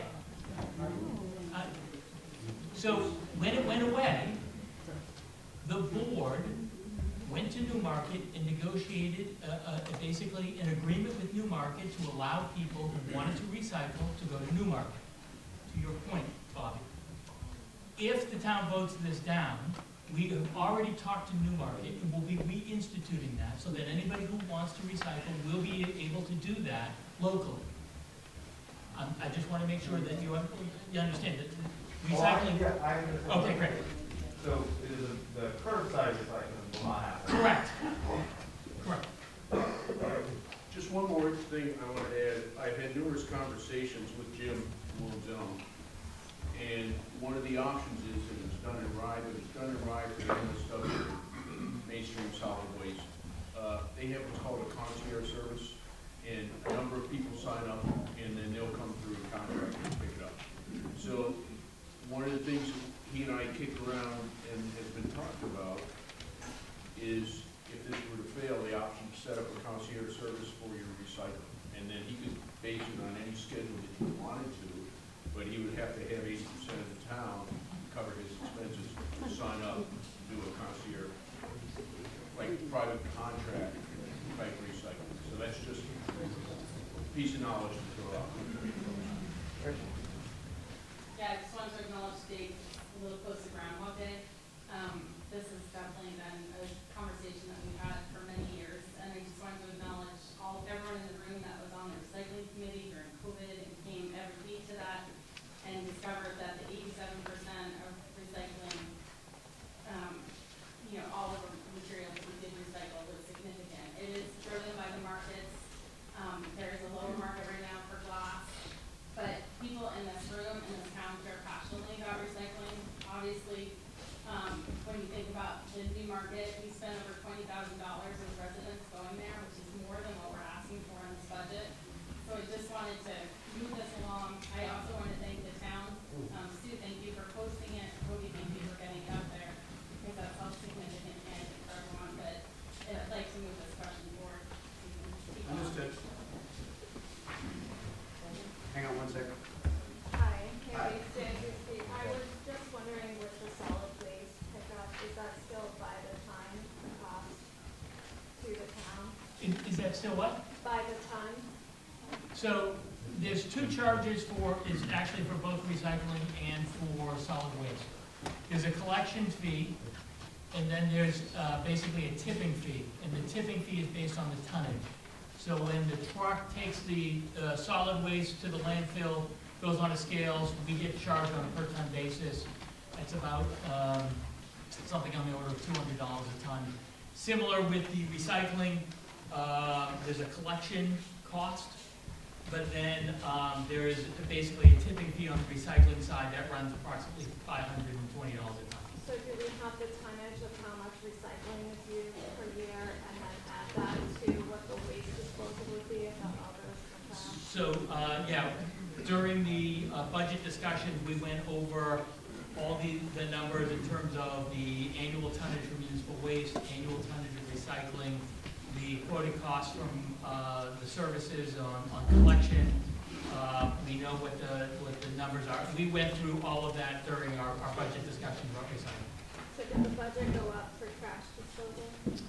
Yes, so our tipping, our formal tipping fee went up a few dollars on municipal solid waste disposal. But I would add that the contract was known for 3 years with a substantial cost savings over Casella and waste management. And the numbers, when you look at the total at the end of the years, they were pretty even consistently throughout the past 3 to 4 years. Good evening. Are we somewhere between 500 and 600 households in town somewhere? Is that the ballpark? Yes, you're correct. It's around, actually, I think we're 603 now. So what we're talking about is somewhere between $25 and $30 per household per year. That's what a large pizza and Mountain Dew. It's not too onerous in terms of the cost. Well, if it passes at $15,000, if you imagine $25, $30 per year per household. So it's not that. Well, the point being that we cut it down to a substantial number by going to by every other week. Yeah. So it's kind of, I look at it as a win-win. Yeah. That's all I get. Jackie?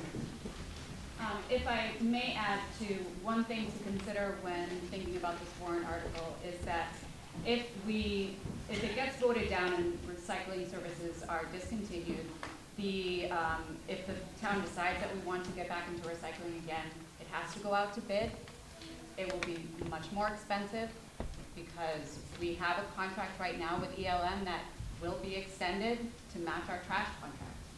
So if it has to go back out to bid, we are looking at increased cost to the town to reinstate recycling. So that is something to consider. And the difference between keeping it at every other week versus going back to every week is about $13,000 to $15,000. So. Thank you, Jack. Greg? Thanks, John. I support this article. I don't want to pretend to rewrite anything, but to Mr. Bassett's point and the other points, maybe we can deflect some of this cost by educating us. Besides going to the internet and looking it up, could we just kind of figure out with the trash hauler to distribute a flyer or something so we can all be re-educated about what really goes in the trash and what is really recycled? And we could probably lower the tipping fee of the unnecessary recycles that go in the trash. Probably, cover half of this. And the buckets won't be overflowing with things that don't get recycled anyway, and the bags that don't get recycled going all over the street. Is that possible? Can we just get a re-education and a reset on what to put in the buckets and what not? We publish that, we can republish that, and we can put it back on the website. I think that would be good. Sure. Thank you. All right, any further discussion on Article 3? Okay. Let's move on to Article 4. Yes. Article 4, study of property acquisition. Article 4, by citizens petition to see if the voters of Newfields, New Hampshire support the future purchase of approximately 101 plus or minus acres of land, rug property, located off Piscassic Road, near Bassett Lane, a portion of Newfields Tax Map 205, Lot 2, for the purpose of expanding the town-owned Inland Acres Town Forest. The approximate cost of acquisition to the town of Newfields is $3,700,000, less any grants to include a long-term interest-bearing bond that may be floated by the town of Newfields. To request that the select board review the the project, including evaluation of funding options, bonds and grants, the ramifications of Exeter failing to purchase what would then become a landlocked 47 acres plus or minus plot that is surrounded by new fields in Exeter conserved forest, thus resulting in a de facto expansion of the Exeter town forest at, quote, no cost to Exeter. The select board will also determine the divisibility or lack thereof of the entire parcel and said impact on the viability of the project. All other considerations shall be considered. The board shall report to the town its findings as to purchase considerations, recommendations by select board 2 to 0, 1 abstention. Now, I still have no idea who put this forward to speak to it, so is there someone here that put the citizen petition article forward that would like to speak to it before I open it up for discussion and debate? Okay. So, I will open up Article 4 for discussion and debate.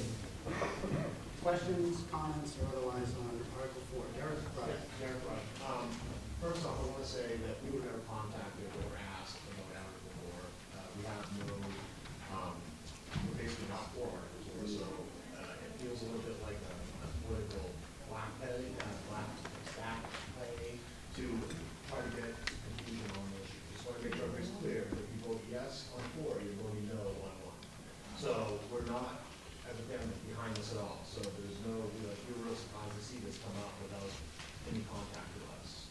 Or, did you guys do most of this? So I just want to clarify that there. And we also have a change to the amendment. Just to come to this, we're going to wait. It's your meeting. You're the moderator. That's all I am. 1 second. I'm sure you're glad to hear from me. I'd like to hear from you, Tom. This range of fence can essentially cast 1. So I want to make a motion to throw that off there.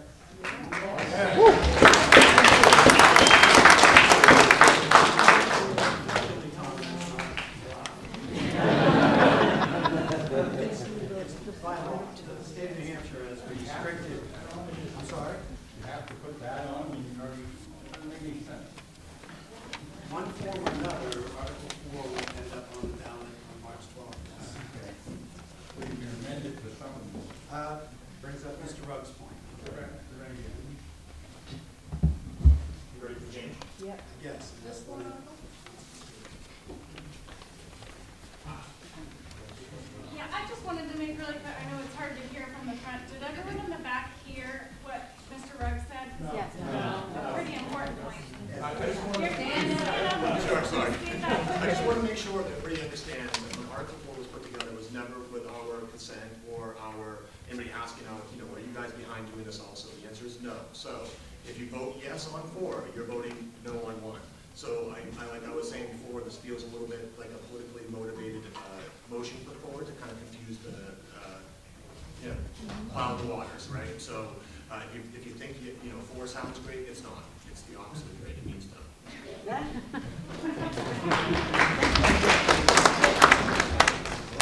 Jeff. I would like to pose a question to the select board. With that brought to light, the fact that it sounds like due diligence was not performed for Article 4, is there any way that you would reconsider your vote in support of Article 4? Well, my vote in support of Article 4 was to parallel what Exeter is doing a study with Exeter sliding, because it was presented to us as a board. And my thought process on this, looking at what Exeter is doing, where they are just voting on whether they should investigate and proceed down that path. Time schedule that transpires in March of 25, with a different deadline and cutoff period than we have. I said, well, we're going to have this in front of us. That sounds logical to me. Now, some of it is obviously changed because we voted subsequently that we did not know at the very beginning, which is one of the points I referenced previously, terms and conditions of sale. When we go back to the previous July and November meetings with that, we talked about the fact that there could be separation of two persons. Subsequently, that it's been referenced by the Rugs that it's no longer viable. So, Okay. so that was my thought process on that was, okay, we've got this in front of us, and it pretty much seems to parallel what actually was put forward on the study aspect. So back to my initial question, is there any chance that you will amend your vote based on what Derek just said? Okay, fair enough. Michael, Casper?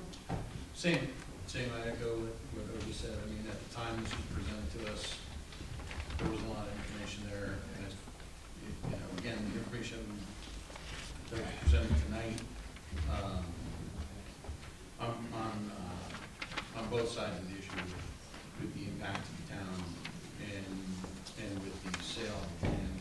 I think there are just a lot of unknowns, and again, to Hobie's point of time that this was presented, that seemed like an option to get some more information, and I think, and that was before we even had the hearing, where I think we did put out a lot more information at that time.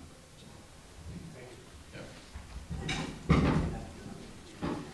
I just want to speak briefly. So from a conservation organization perspective, the idea of a willing seller and cooperation with the landowner is critical. The first thing that we do in any transaction or any approach for a conservation land deal is we talk with the landowner.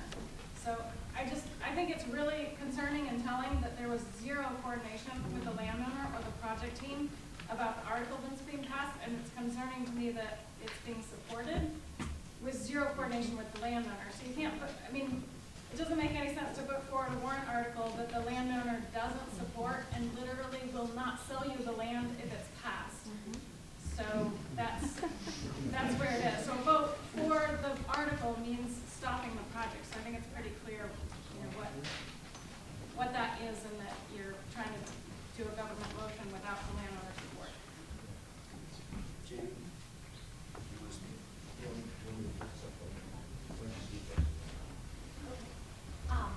So this will be a two-part. I'll hand the floor to Derek. Okay, I'm sorry, I will not. I will not. Okay, so the project team does not support warrant Article 4.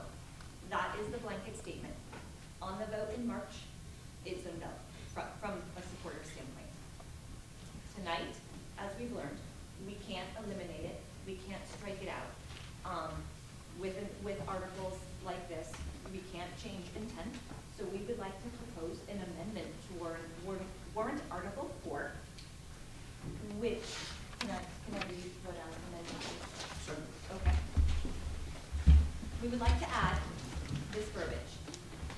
For clarity, the landowner was not consulted on and does not support this warrant article.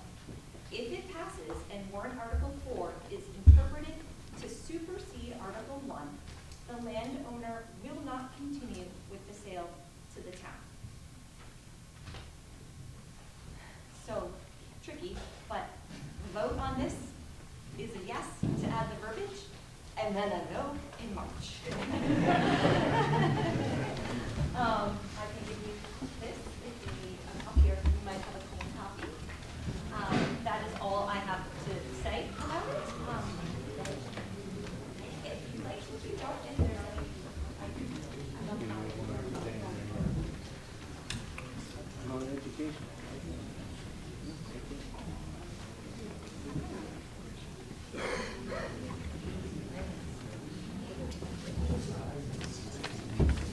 You want my opinion? I don't think that changes the intent of the warrant article. The intent of the warrant article is to basically look for more information and spend. I don't think the indication as outlined changes that intent. That's my opinion. I am not a lawyer. I play what I can do. But that's your decision. You want to read it again, John?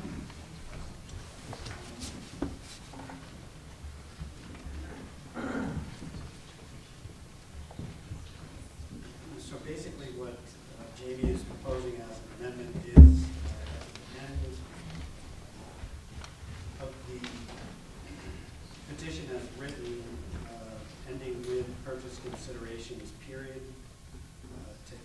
interject another sentence as she read.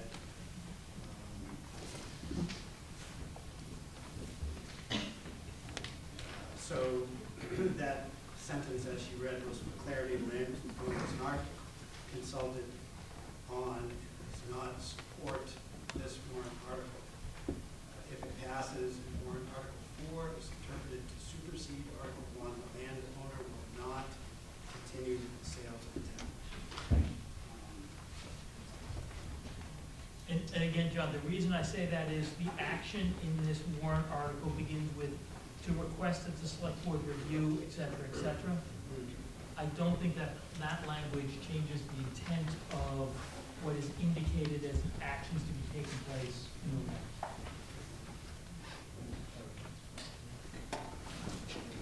Question, John. We'll just have to go to the state for review after. All the DRA articles will go to the state.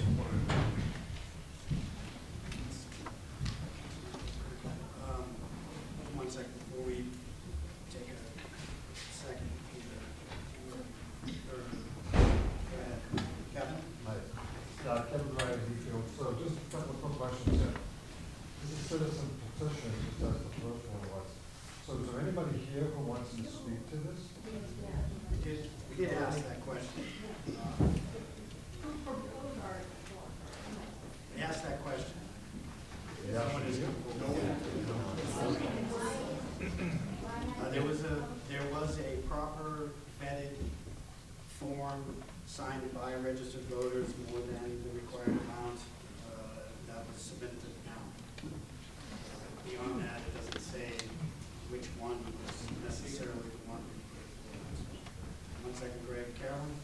Isn't there any kind of rule on if you make a petition, you should be here to talk on it? Not necessarily, no.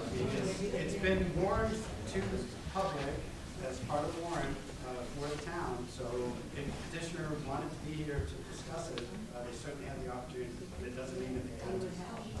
Your second, Greg. It sounds like if no one's signed, if no one is here to speak to the petition that has signed it or written it, but yet Hobie seems to seem, and the board seems to be very informed about the. I can't hear you. I'm asking, I'm saying that it seems that no one's here to represent the warrant article, but yet you seem to be familiar with why or what's going on with it. It's kind of due diligence. So what I'm Because asking. what happens is it parallels exactly what the Exeter warrant. Right, so I'm asking, And so the question I'm if I asking. receive a warrant article, I'm going to review it in great detail. And that's where my position comes from. Understood. But are you representing it? Because it sounds Not like at you all. are informed about the intent. I'm informed about this whole process tonight.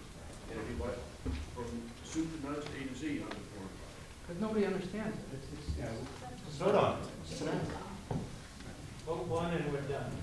That's all you gotta remember.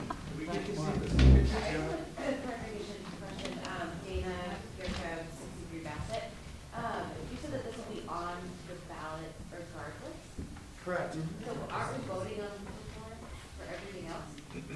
So the Sorry, purpose of. I was literally just trying to understand that. That's okay, no, valid question, and if there's confusion, I apologize, but we're here tonight to discuss and possibly amend the posted warrant articles. These articles have already been posted and warned to the town with the contents of each. The purpose of this meeting tonight is to discuss those articles, and you as registered voters have an opportunity within the limits of the law to make changes to these articles. So as read or amended, they will move to the ballot that we will all vote on. We will see this again in whichever fashion on March 12th. That's the SB2 process. That's how it works. An initial meeting, and then seconds. This is first, second, word ending. Yes, sir.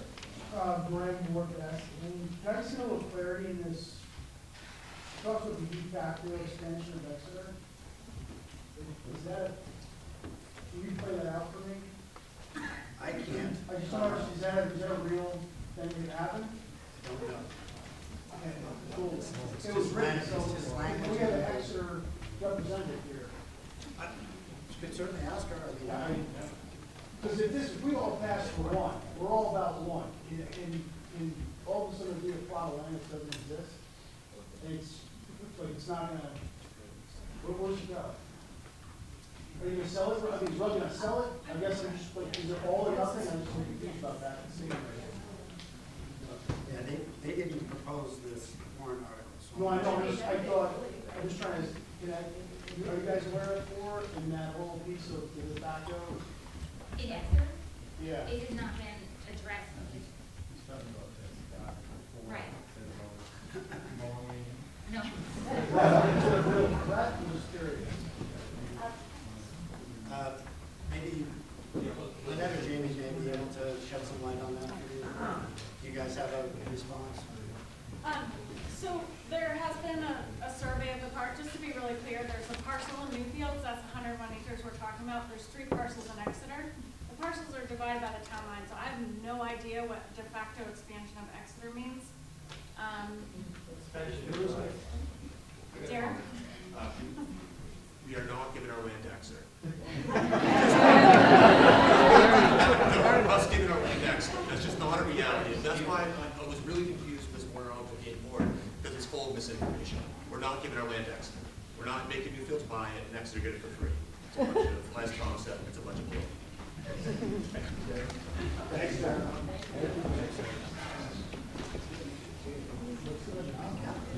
Yeah. If I could offer just a few clarifications. The first is to certainly concur with the select board chairman with respect to the interpretation. The addition of the proposed amendment is not going to negate the terms actually eliminate from the statute the fundamental purpose of the warrant article. The warrant article is there because those who proposed it met all the criteria, and so by law, it will be on the ballot in March.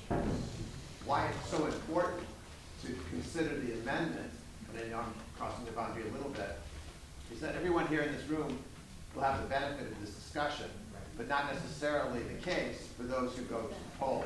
Yep. Right? Yep. And, Everything needs to be communicated. and so the purpose of the amendment that we have heard proposed is communicating very clearly that regardless of the motivation, which is a little difficult to discern, of those who put forward warrant article number 1, the net impact is we are in a now or never situation. Once the forest is gone, we can't put it back, and we can't catch up with the process unless there's a positive vote on 1 and there's a negative vote on 4 coming up. That's broad brush, but I think that's where we are. Thank you. Yeah. When you read Article 4, the thing that catches me is to request the select board review the project, including evaluation of funding options, bonds and grants, the ramifications of extra failing to purchase. So after many, many meetings here, typing my kids in over my cell phone, isn't that what we've been doing for the past 7 months? We've been reviewing months, almost a year. We have been reviewing and evaluating the funding options, that of which Lynette has laid out very clearly. There's no question in regard to that. We have been reviewing. And in regards to the Exeter Town Forest, whatever the de facto question is, it has also been made clear, and correct me if I'm wrong, that if for whatever reason this does not pass in Exeter, we feel is not obligated to continue. Is that correct? So, I mean, in my opinion, this could say, diddly glop, trick you, blah, blah, blah. Exactly the same thing.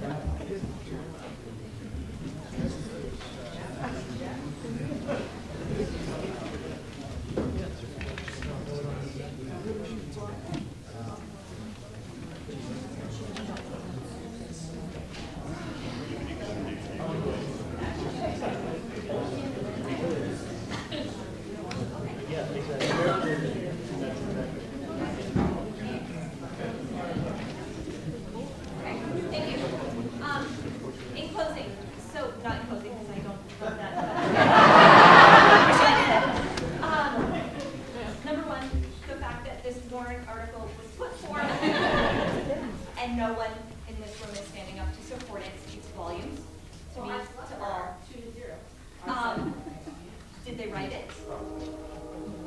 Nobody's answering that. Irrelevant at this point. I would like to make a motion to move warrant article 4 with the amended verbiage to ballot. But let's do it one step at a time. We're going to address the amendment part short, I promise you. Sir? Chris Dobie, I'm just wondering if the members of the board are willing to address whether or not they propose the individual. Did not. But it's supported. All right. So I am not supporting this. Hold on. Chairman Lieberman, has the select board made a determination if both warrant articles 1 and warrant article 4 pass? What will happen? That's a question for lawyers. We're not going to really answer that, Tom. Could the person who put it in retract it if they wanted to? No. Well, we're gonna amend it first. Okay, so Jamie has put forward a motion on the floor to amend Article 4 to add a sentence at the end that I can read again if people want, otherwise I will not. I'll second that. So we have a motion on the floor that has been seconded. What we are voting on is to add that sentence to the end of the warrant article, the for clarity sentence. So do that. All those in favor of that amendment, please raise your voter cards.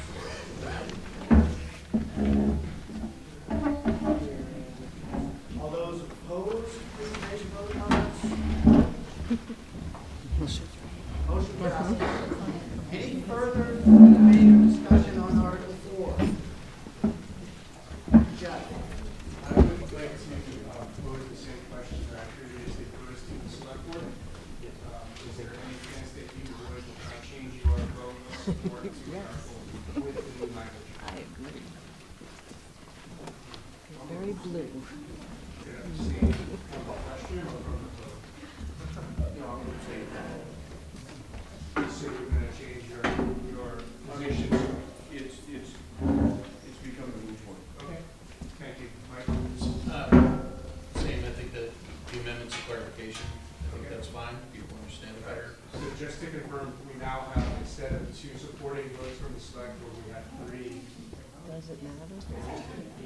So we have 3 abstentions.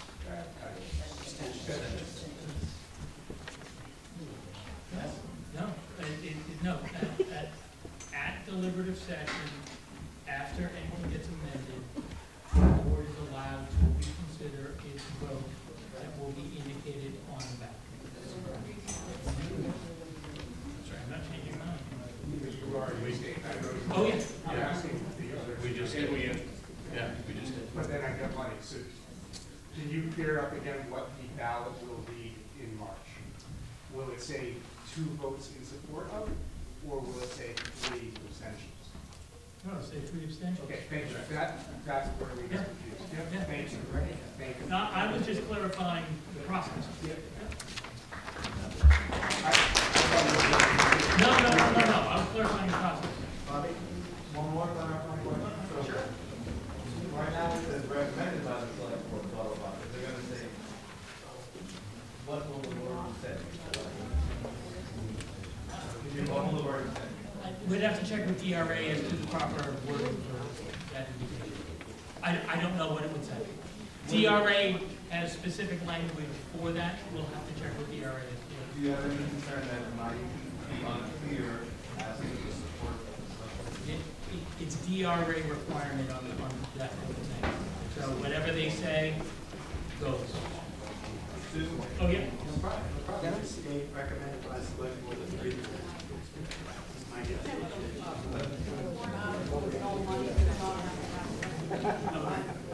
Correct.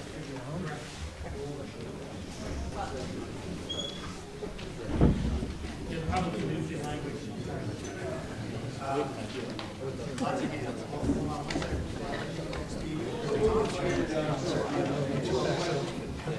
One moving question. Mike? Thanks. Just for clarification, One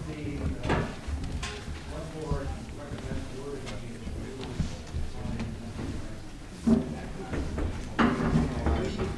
By DRA rule, when there's money involved in a, they have to have a selectmen's recommendation. That's a must. But if it has money, which this does, so, if you have someone who would like to move this question along, any other discussion? It's actually clarification, so on warrant article 1, the select board is going to reimpose, and on warrant article 4, there's going to be 3 abstentions. That is correct, that is correct, yes. I would like to make a motion to restrict your consideration for warrant article number 4. We haven't passed it yet, but I get you. So I feel you. I understand. People are asking me to move it along, so we're gonna, fellas, I hesitate. What's up?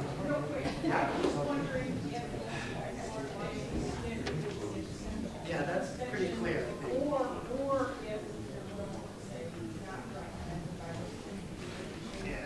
I think we just discussed that, fellas, but I'll give the select board opportunity to respond to you. I'm more than comfortable. I abstained from this warrant article when it originally came out. I have no position on this. It doesn't say. All right, I'm going to ask that Article 4 be moved to the ballot as amended. Jump in. I would like to make a motion to restrict reconsideration. We have a motion on the floor to restrict reconsideration of Article 4. All those in favor, please raise your voting cards. Anyone opposed? Very good. So noted. Moderator? Yes. Was Article 3 ever moved? Article 3? Yeah. Put to the ballot. Can I make a motion to restrict reconsideration? Yes, Thank you. absolutely. We have a motion on the floor to restrict reconsideration of Article 3. I'd like a second. Second. All those in favor of restricting reconsideration of Article 3, please raise your vote cards. Anyone opposed? So noted. Okay. Move on,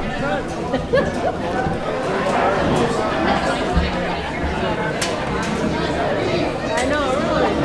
What happened to the Thank you, New York City.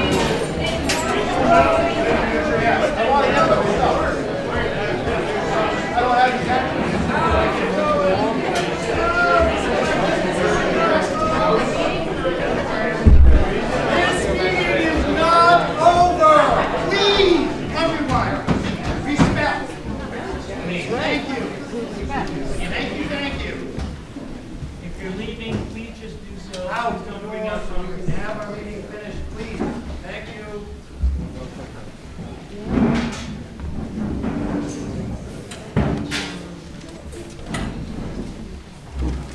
Okay.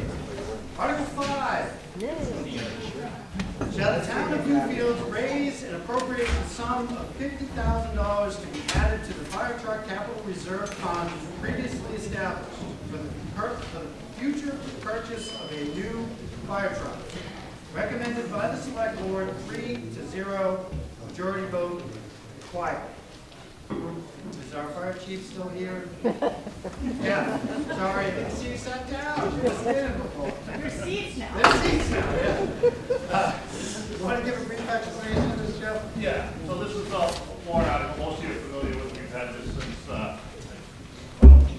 basically since I've been a member of the department, it's been 30 years. We put money aside every year to purchase of a truck.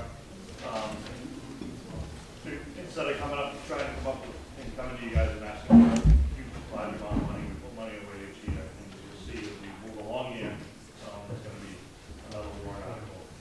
We'll explain this going along to purchase of the trucks, which I'll explain that to you when we get to it. So.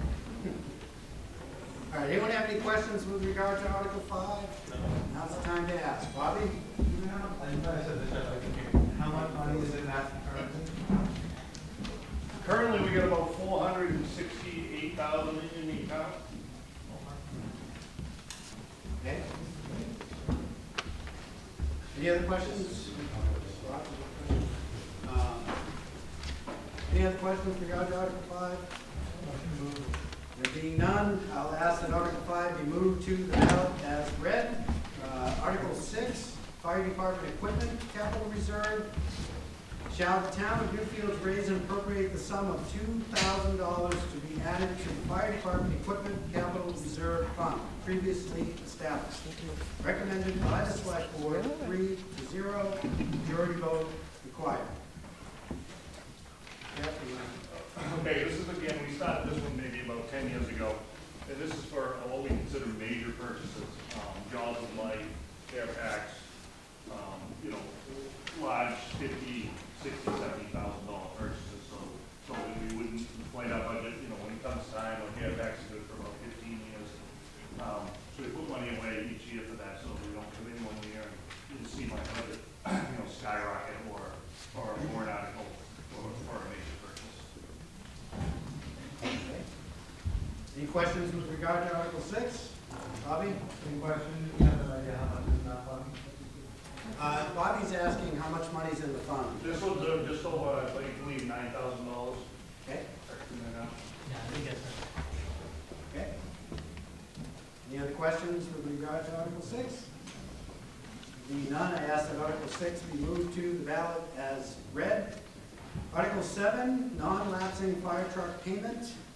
Shall the town of Newfields raise and appropriate the sum of $200,000 for the purpose of providing the funds for the final payment for a new fire truck to be funded by $200,000 from the December 31st, 2023 fund balance.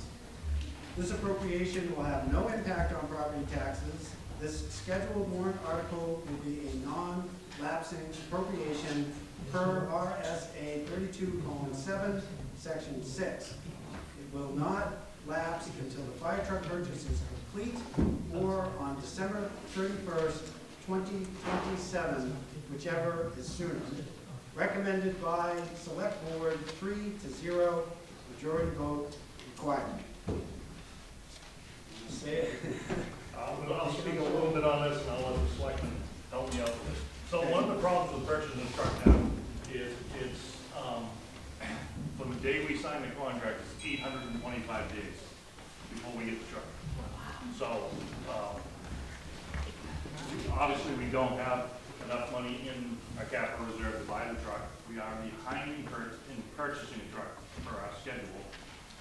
So with the 50,000 that hopefully gets approved this year and the 50,000 next year, along with some money that the selectmen have put aside, we'll have enough to purchase the truck. We went out over the past 16 or 18 months. I know at last town meeting I said we were out working on speccing out a fire truck. We selected a manufacturer about a month and a half, 2 months ago, and they quoted us 825 days to get the truck. All manufacturers out there are right around the same time frame. So it's very difficult to look ahead 2 years. You know, when we order a truck here and we have 2 years. There is some contingencies in our final price for increases, just natural increases. If they're not there, then that'll come off the total price of the truck.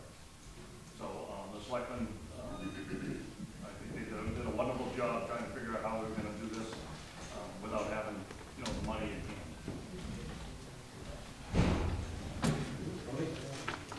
So that's a pretty good summation back there. There's going to be no tax impact coming off of this.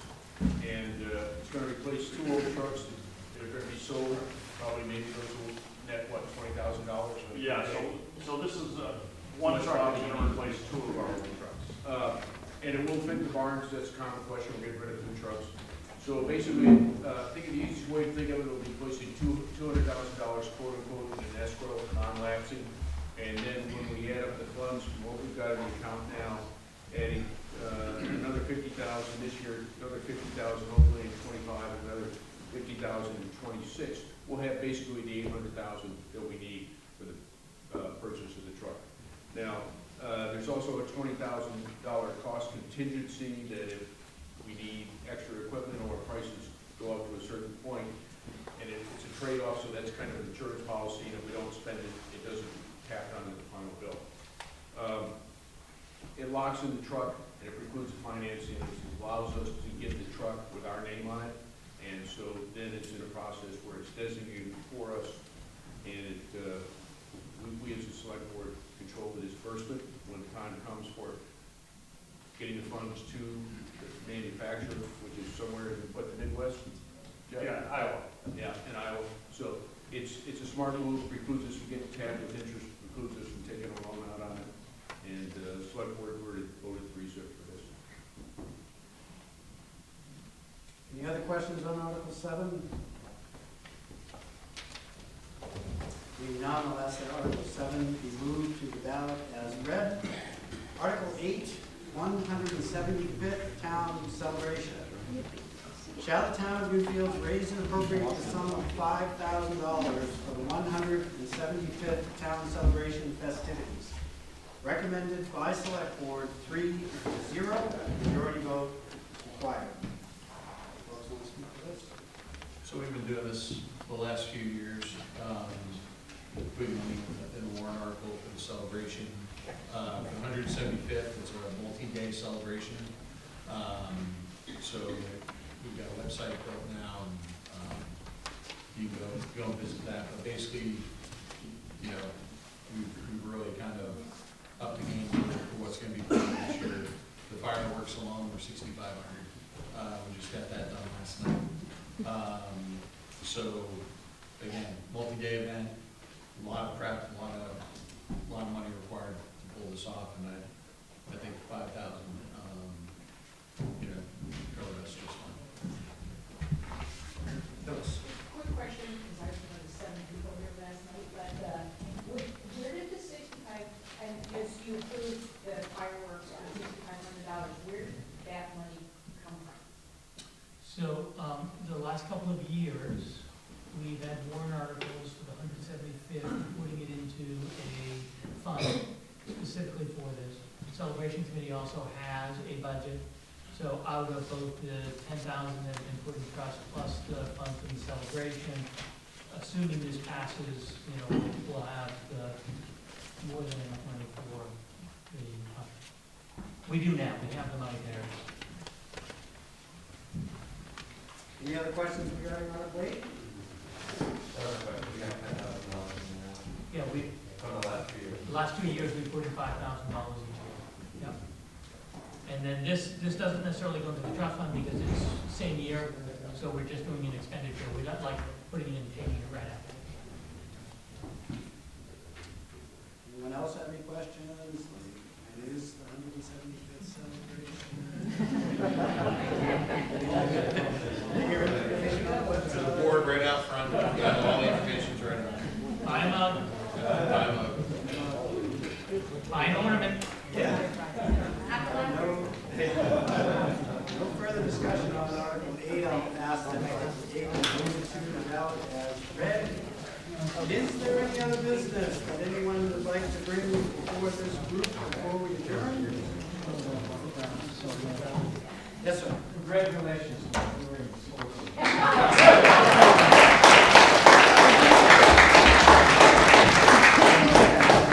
Thank you all for your patience getting started this evening. Thank you for hanging in there, making it happen. We'll have a great night.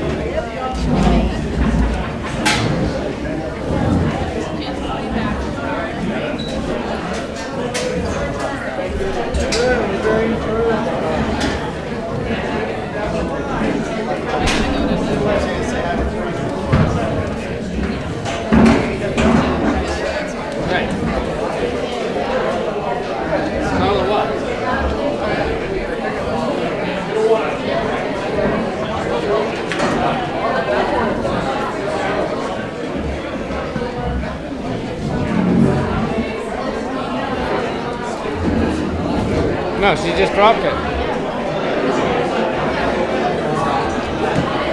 I'm not going to leave it here.